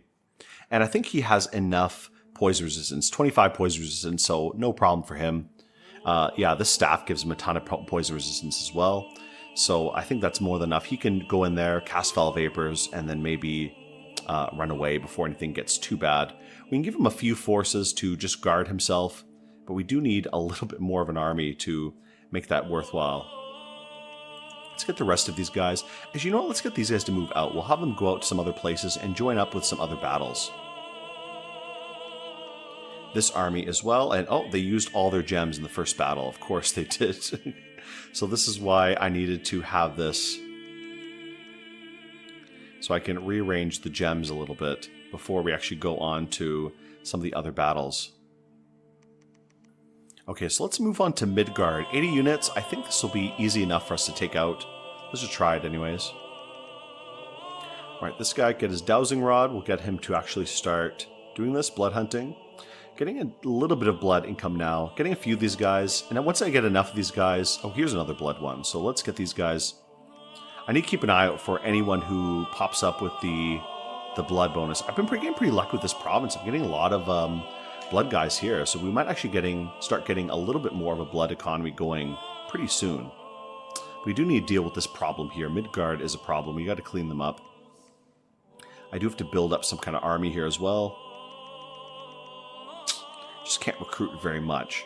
I guess we'll focus more on mages here at the moment. Okay, we're just going to start summoning a bunch of random stuff to kind of fill up a bit of an army here. Then we can march that out with our god. Since our god is reanimating and she has reforming flesh, I think she should be pretty decent for going into battle. She can cast quite a lot of spells as well, so she might be pretty reliable. We're not going to siege any forts down with her. I just want her to get out here and start fighting some Midgard troops. And also dealing with this is going to be a big problem, so we've got to find a way to plug this little hole right here. I think Foul Vapor should be able to deal with that, but we'll see how things go. Let's end the turn then.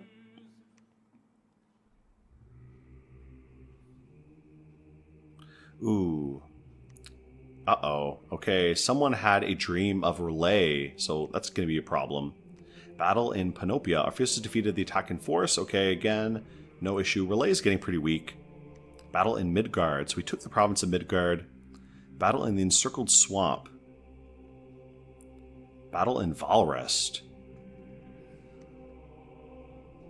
Okay, so pretty good here.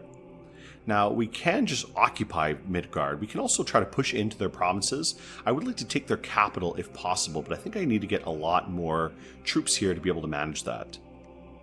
Oh, we can keep doing that. We can move out some troops there pretty soon. I think we'll move out some of these Foul Vapors casters out there in a little while.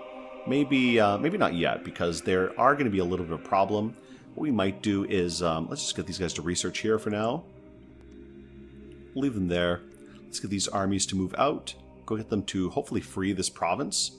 Ooh, 210 units large. That's very scary to look at. But what is it? Mad Ones, Lesser Othernesses, Formless Spawn. So a lot of it's junk. And this army is just not big enough, I think. This is only, how many? 70. 70 committed tenseis versus 200 random othernesses and things like that. So nasty things. That's going to be pretty tough. Let's also buff out. I need to remember to actually put some province defense in a few of these provinces here. Okay, let's build up our queen's army here. Give her a few more things. Or who else do we have? Let's actually give some of these things to someone else.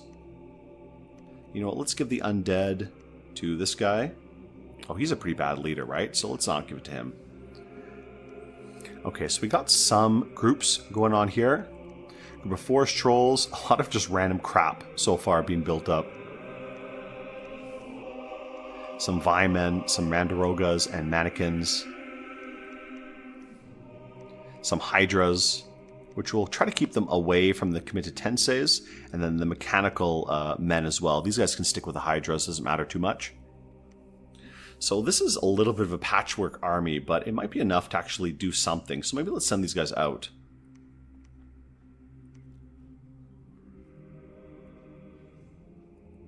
Now what we could do is start attacking Relay where it hurts. That could be an option actually, because I do have some undead here. And are these guys amphibious? They're not amphibious, which is unfortunate, but I do have enough of these guys. Maybe we could actually just start going underwater and go chase them down a little bit. These guys are amphibious, so maybe I could. Okay, that's fine. We'll leave this as it is. This is fine. We won't bother going attack Relay in the water. Let's just start moving out into Midgard territory and start taking these provinces. We'll go occupy this province, and then we can just continuously summon things when we're on there. We can go back to one of the fort provinces and summon stuff to build up a little bit of a force there. And we do have to deal with this issue, which I'll see if I can figure out a way to deal with that. I think Foul Vapors is going to be the way to deal with it. So actually, maybe what we'll do is move up one of our Foul Vapors casters. We'll move them out to here, and we'll save this army here at the moment. Maybe in the meantime we can recruit some Mitane just to kind of buff up the forces a little bit. Let's get the Primari Solaris. These guys are pretty good. These guys are kind of like a middle ground between the Limitane and then the better guys in your forts, the Comita Tensei. So let's actually get a few of those guys. That'll be nice. Just buff up the armies a bit. Or how many do I get? 1, 2, 3, 4, so about the same.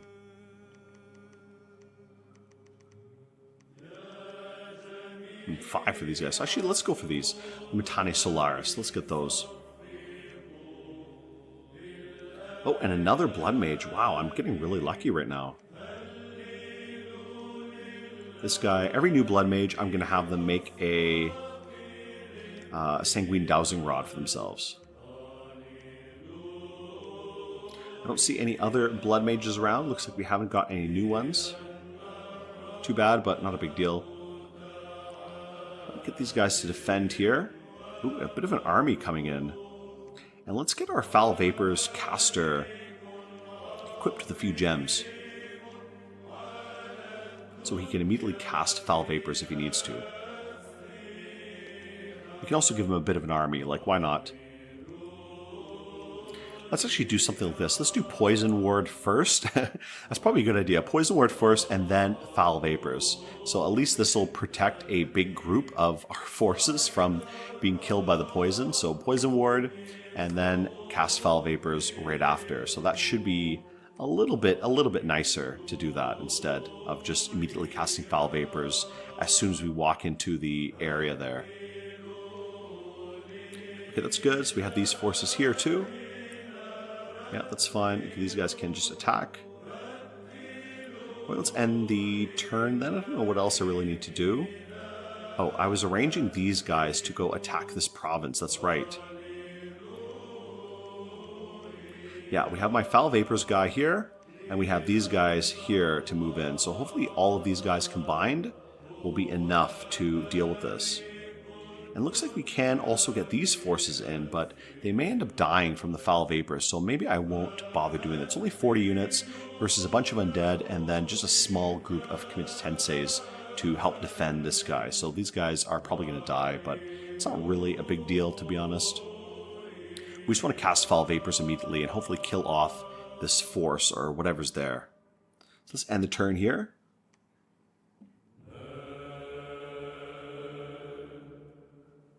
Okay, a few battles. Assassination attempt.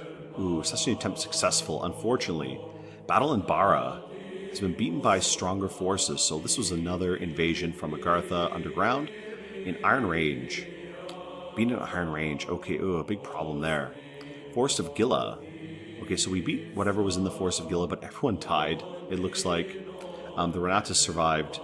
And what happened to my Foul Vapors caster? Where did he go? Did he not join the battle? Green Harbor, alright. And then Hamara, we defended the fortress. So they attacked the fortress and they lost. Wow, they lost a lot of troops there. So that was a pretty crappy attack, and terrain changed. Hall Woods became an uninhabitable desert. What the heck? So this province just became a desert. This is kind of a new feature in Dominion 6, where provinces can actually totally change. And I don't know what happened to my Foul Vapors guy. Where did he go? Did he just like vanish? Unfortunate. I don't know what happened to him.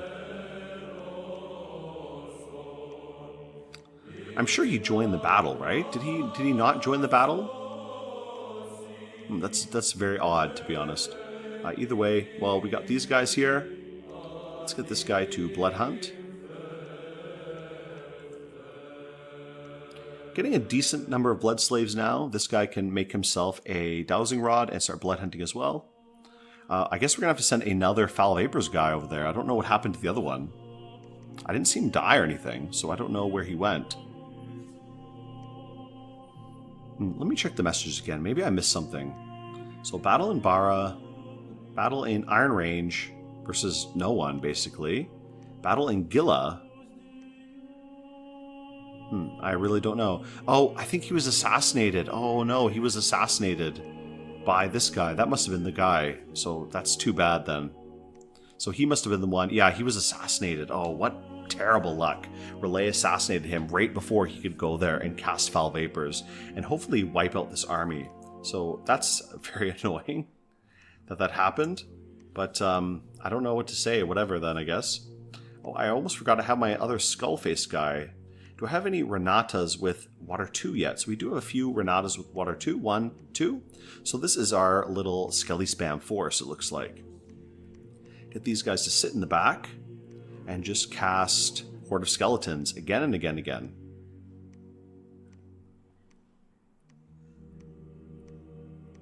Okay, cast spells. We'll get you to also go cast Horde of Skeletons. Now, 2 of these guys should be enough to make this work. Maybe 3 would be good. I guess it depends how many troops I'm fighting. And with quickness, it should be possible to make this really overwhelming. So both of these 2 will cast quickness.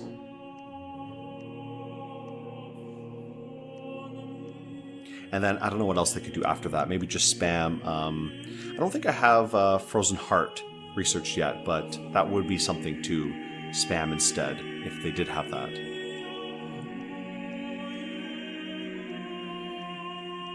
Okay, just this little force here. I guess we can give them a few troops. I don't know if it really matters, to be honest. That might be enough, to be honest. That might be enough to actually make it work, though I do need the Heart of Life. So I probably need to get my Lich Queen to go back and actually make it, because they're busy occupying this fort for the moment. Destroy Fort Green Harbor, lightly damaged. Yeah, it's going to take some time to do it. So we'll have to get her to drop off her troops with some of these other commanders. I don't know who can take these. Let's get these guys. Who can take magic? Magic troops. I guess this guy's the only guy who can do it. So let's give him the magic troops for the time being. And these undead. Ooh, who can lead undead? It looks like nobody except this guy as well. So unfortunately, this guy's going to have to be the big leader of all the undead. Put these ones in the garrison. Let's get our Lich Queen to go back, and she can make the Heart of Life, because she's the only one I think who has the high enough level to actually do it.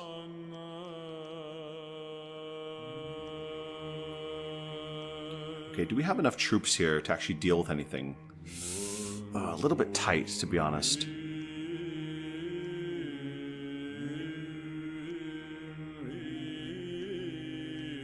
Okay, we have these guys here now. Yeah, these 2 groups. Now, this should be enough to wipe this out, but I think dealing with Agartha might be more of a pressing issue. 100 units. It looks like this force from Relay is not really doing anything. They're really having a difficult time cracking this province, even though there's like nothing here. I would like to kick them out of this province, though, if possible, but I am going to have to send these guys back and go deal with the problem of Agartha, because I don't have the resources to really deal with this. I'm going to just rely on some province defense for the time being, but other than that, it's going to be tough. I'm also going to buff up Pythium. Oof, don't have enough. Well, let's go deal with Agartha first, and then we'll send these guys back south. Once this Skelly Spam group is online, hopefully that will be pretty good to go deal with this. Let's send one of these Foul Vapors guys back to the capital, and we can maybe get them to trap one of these guys.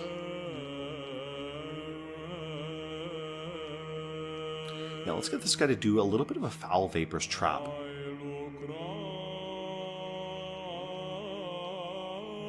We're going to do Foul Vapors and then retreat, I think. Hopefully that'll be possible, but I really don't know. If he dies, it's not that big a deal. It's not too much of an investment. But we'll get him to move over here, and if these guys move there next turn, then we can pop them in the meantime. Otherwise, I don't know what these guys can do. Probably nothing.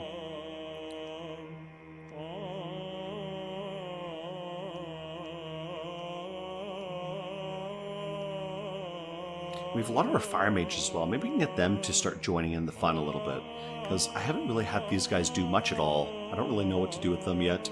They can't really do too many big fire spells, and just fire 2 is not that much. Plus Agartha, I think they have some fire resistance, so I don't know how useful fire will be against them.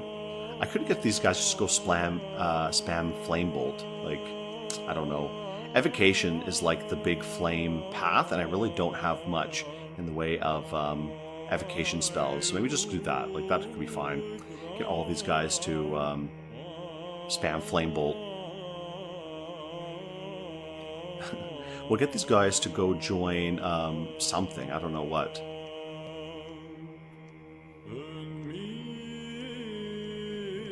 Here, these guys can all go down here and join up with this group and, I don't know, support them somehow. Okay, let's end the turn then. I think that's more than enough.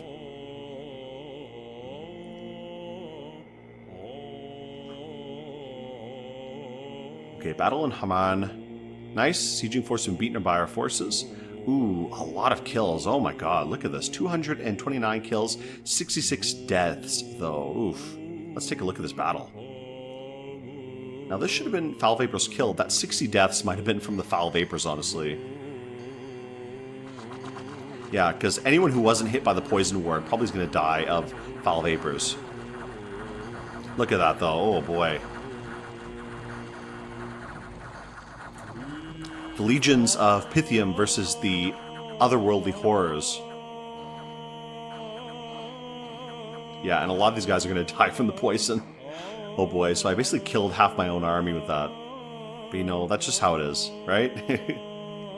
Battle of Midgard, our forces defeated the attacking forces. We lost a lot of committed tenseis, though. They killed a lot as well. And Fortress of Gila, beaten by a stronger force from Agartha. Oof. Pretty bad. We gotta take these guys out. Yeah, these guys are a big problem. Where's my Foul Vapors guy? Let's get him out here.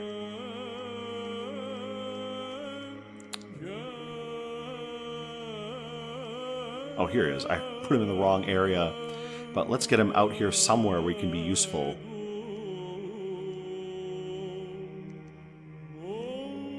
Let's start getting a few Hydras mixed in as well. Like, Hydras are not that bad, to be honest. We could also throw in a lot of the Hydra hatchlings just to make it really crazy, because I could do something like this and just get all these guys Train Monster and Temple. Oh, I can only do one of them doing Train Monster at a time. Oh, that sucks. So I thought I could do all of them do it. That would be insane, but I guess not. Yeah, so get them to research. That's fine. Get them all to research.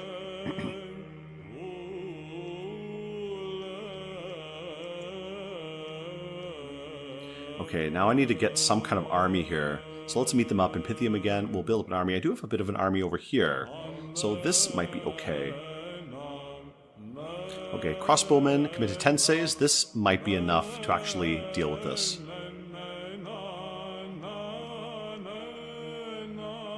And a few Hydras. Should we bring the Hydras in? I don't know. I mean, they're just going to be a little bit annoying. We have these guys doing flame bolts back here. I guess that's fine too. Why not for some support? We could get some of these Death guys to come in. Let's actually get some of these guys to come in too. The Death 2 guys. We can do Horde of Skeletons. Okay, there we go. That's a pretty good force, I think. And hopefully that'll be enough to actually deal with this force here. We might bring in the Foul Vapors caster later. I don't know. I think these guys are almost set up. I think my Lich Queen, now that she's back here, she should be able to start producing some Hearts of Lives. Here it is, Heart of Life. This gives a massive reinvigoration bonus, so this is kind of what we need here. Let's make some of these. I need Blood 3, which is exactly what I have. Perfect. And this is 15, so not too expensive either. I'll start making Skulls of Fire to get some boosting for my Fire Mages, which will be nice. Okay, let's leave that as it is. Yeah, that's pretty good. Let's get this guy to actually... Let's get this guy to summon a little bit more. Summon some more troops. Let's actually contact some forest giants. Contact some forest giants. This will help break down the fortress a little bit. Forest Troll Tribe, and then Forest Giants, Lamias, and Locust Swarms. Ivy King. Ooh, Ivy King might be actually pretty nice.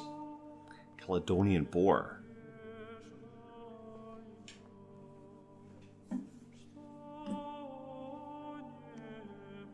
That could be pretty good. Living Castle. This might be a way to break into the underwater area as well.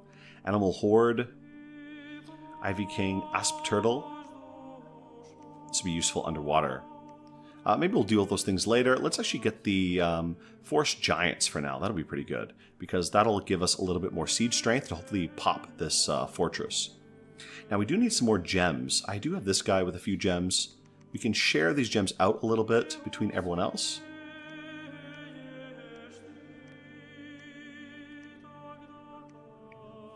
These guys just burn through gems like crazy, to be honest, though. Like, every battle, they just using up all their gems. Okay, we got to get someone else to come up here with a few gems. We'll maybe get one of these guys to run up. Let's get maybe you to run up. Nature 2 with a few earth gems. Now, unfortunately, I actually lost some of the audio for the remainder of the footage I've got, so I'm just going to try to summarize it, more or less what happened next in the game. Going forward in the game, we did have a few interesting things happen. I got an actual invasion from Agartha. I'd been trying to reach out to Agartha for quite a while and see if hopefully they would give me some kind of non-aggression pact, which was unfortunately rejected again and again. I did manage to get a non-aggression pact with Erythea, which was very good because I don't really want to be fighting every single nation in the game at once. Even though at this point I was the strongest nation in the game, I still really don't want to be doing that. Agartha is probably the biggest threat at this point. Picking apart Midgard is not really so much of a big deal. They're just not really able to cope with me, and throughout the remainder of the game, I was able to slowly grind them down. The biggest issue with them is they just have so many forts, and it's hard for me to build up enough strength to siege down the forts. I mostly relied on summoning a lot of big units, for example, a lot of trolls and a lot of giants to help me quickly siege down Midgard's fort and eventually remove them from the game. But Agartha is a bigger problem because invading the underground is really difficult, just like invading the sea for Relay. While I could keep Relay in the ocean away from me, I couldn't really do much to actually attack them in the water, at least not at this moment. Throughout the game so far, I've been trying to build up myself to the point where I could start making some skull faces and set up my sort of skelly spamming engine. Eventually I was able to achieve that. I ended up with 2 Renatas and paired with 2 Renatas, and those that group of 4 would go out and basically become a huge skelly spamming machine. I did give them a few Committed Tensei guards as well, so they weren't just going out alone, but I found it to be really effective, much better than what I thought it would be. Now, I'm not sure if the Skullface is necessary, because I know in Dominion 6, the Renatas can cast Horde of Skeletons without it, but I guess having the boost to death magic is okay, though probably I could have given them a Skull Staff, and that would have also worked out. So, again, I don't really know if the Skull Staff is necessary. I know in the past it would have been, but for now, I think the main thing is just having the Heart of Life to have the big reinvigoration bonus to actually make the spam sustainable. When it comes to like human units doing skelly spamming, the main issue is usually they get tired out after a while, and then, you know, the spam stops. And the way skelly spam has to work is you need to be continuously flooding the battlefield with skeletons to the point that the enemy just eventually routs because they can't kill them all. It's the same thing with howl spamming, that the enemy's just fighting all the wolves, that eventually they just give up and run away. So you have to be able to have a sustained push. This is why nations like Middle-Age Urmor are the perfect skelly spammers, because they really don't have any fatigue issues. And same with big communions. If you can get a communion of skelly spammers, they can feed off of each other's fatigue and they can spam for much longer than, for example, most enemies can keep up the fight. But I found this to be really effective. With the quickness buff, it allowed them to spam the skeletons, spam a horde of skeletons much faster than they normally would. And I used this in several battles, and it was very, very effective. So I was actually quite impressed with that. I'm going to have to play with this idea a little bit more and try out if I even really need the skull face. In previous Dominions versions, the skull face was useful because it would give you Horde of Skeletons without needing to actually be able to cast the spell. But I'd like to see if the Renatas can actually just use it without the skull face, because the skull face is such a big investment. If I could just do this with a normal Renatus, maybe with a skull staff, which is much cheaper, just so he has the death magic bonus without needing that additional huge investment, then this would be a really good thing to mass, to be honest, because the 2 death Renatus are already pretty good, and if I just give a few of them a skull staff, and maybe pair them up with a Renata to give them some quickness, and then give them a Heart of Life, that's a much less investment, and I can get a lot more skelly spammers with that. So going forward, I'm going to try that out. So far, this worked out pretty well, though. I mean, what I did, it was good. The main issue is it's not really scalable, just because of how expensive the skull face is. 40 gems for 1 skull face is way, way too much for just like 1 or 2 units, you know? So again, I'm going to experiment with this a little bit more. Otherwise, everything else worked pretty well. By the end of the game, I was starting to get into Immortals. I never actually got to the point where I was summoning Worm That Walks. Because I invested so much into Conjuration, I ended up just going with Wraith Lords. This suited the setup of my god as well, because I went with a death-focused god. I was able to summon Wraith Lords pretty easily, and started getting to some Immortal play with some Wraith Lord thugs. And again, that was very helpful for just cleaning up a lot of these provinces, and eventually harassing Relay underwater as well, which is just a constant annoyance throughout the game. Relay's basically been a tedious enemy for me for the entire game here. But otherwise, just to kind of summarize things, Lineage Pythium is a great nation. I really love them a lot. I think they're really fun to play. They offer you so much variety, and that's one thing I find is kind of tiring about Dominions with certain nations, is you get too used to a certain play style, and you sort of pigeonhole yourself into that play style where either you get bored because it's just like, oh, I'm doing the same thing again, and then I can't do it, so I'm just going to quit the game, or you just feel like you can't cope if that plan doesn't work. But I feel like playing a nation like Pythium, for example, or even like Ind, the previous nation I covered, because they're so diverse, you really have to learn how to use all the systems in the game. And I think Pythium is probably like the best nation in the game for really learning how everything works, how blood works, how gem economies work, how a lot of like mage management, resource management works, how to use your troops effectively, and so on. I think Lineage Pythium is like by far the best nation for all of these things. Just learning all these skills and being able to use all these tools effectively. So, I mean, I really like it as a nation, and I'm just a big fan of all the Roman nations in general. So I was pretty happy with this. I'd like to try them online in a Dominion 6 game. I've actually not played them for a long time. I think the last time I played them online was back in Dominions 5. I've honestly not played that many Dominion 6 online games recently. I think the last one I played was like several months ago. So I'll have to see if I can pick it up. My big problem always playing Dominions online, I've had a few people ask me if I'm doing any online games.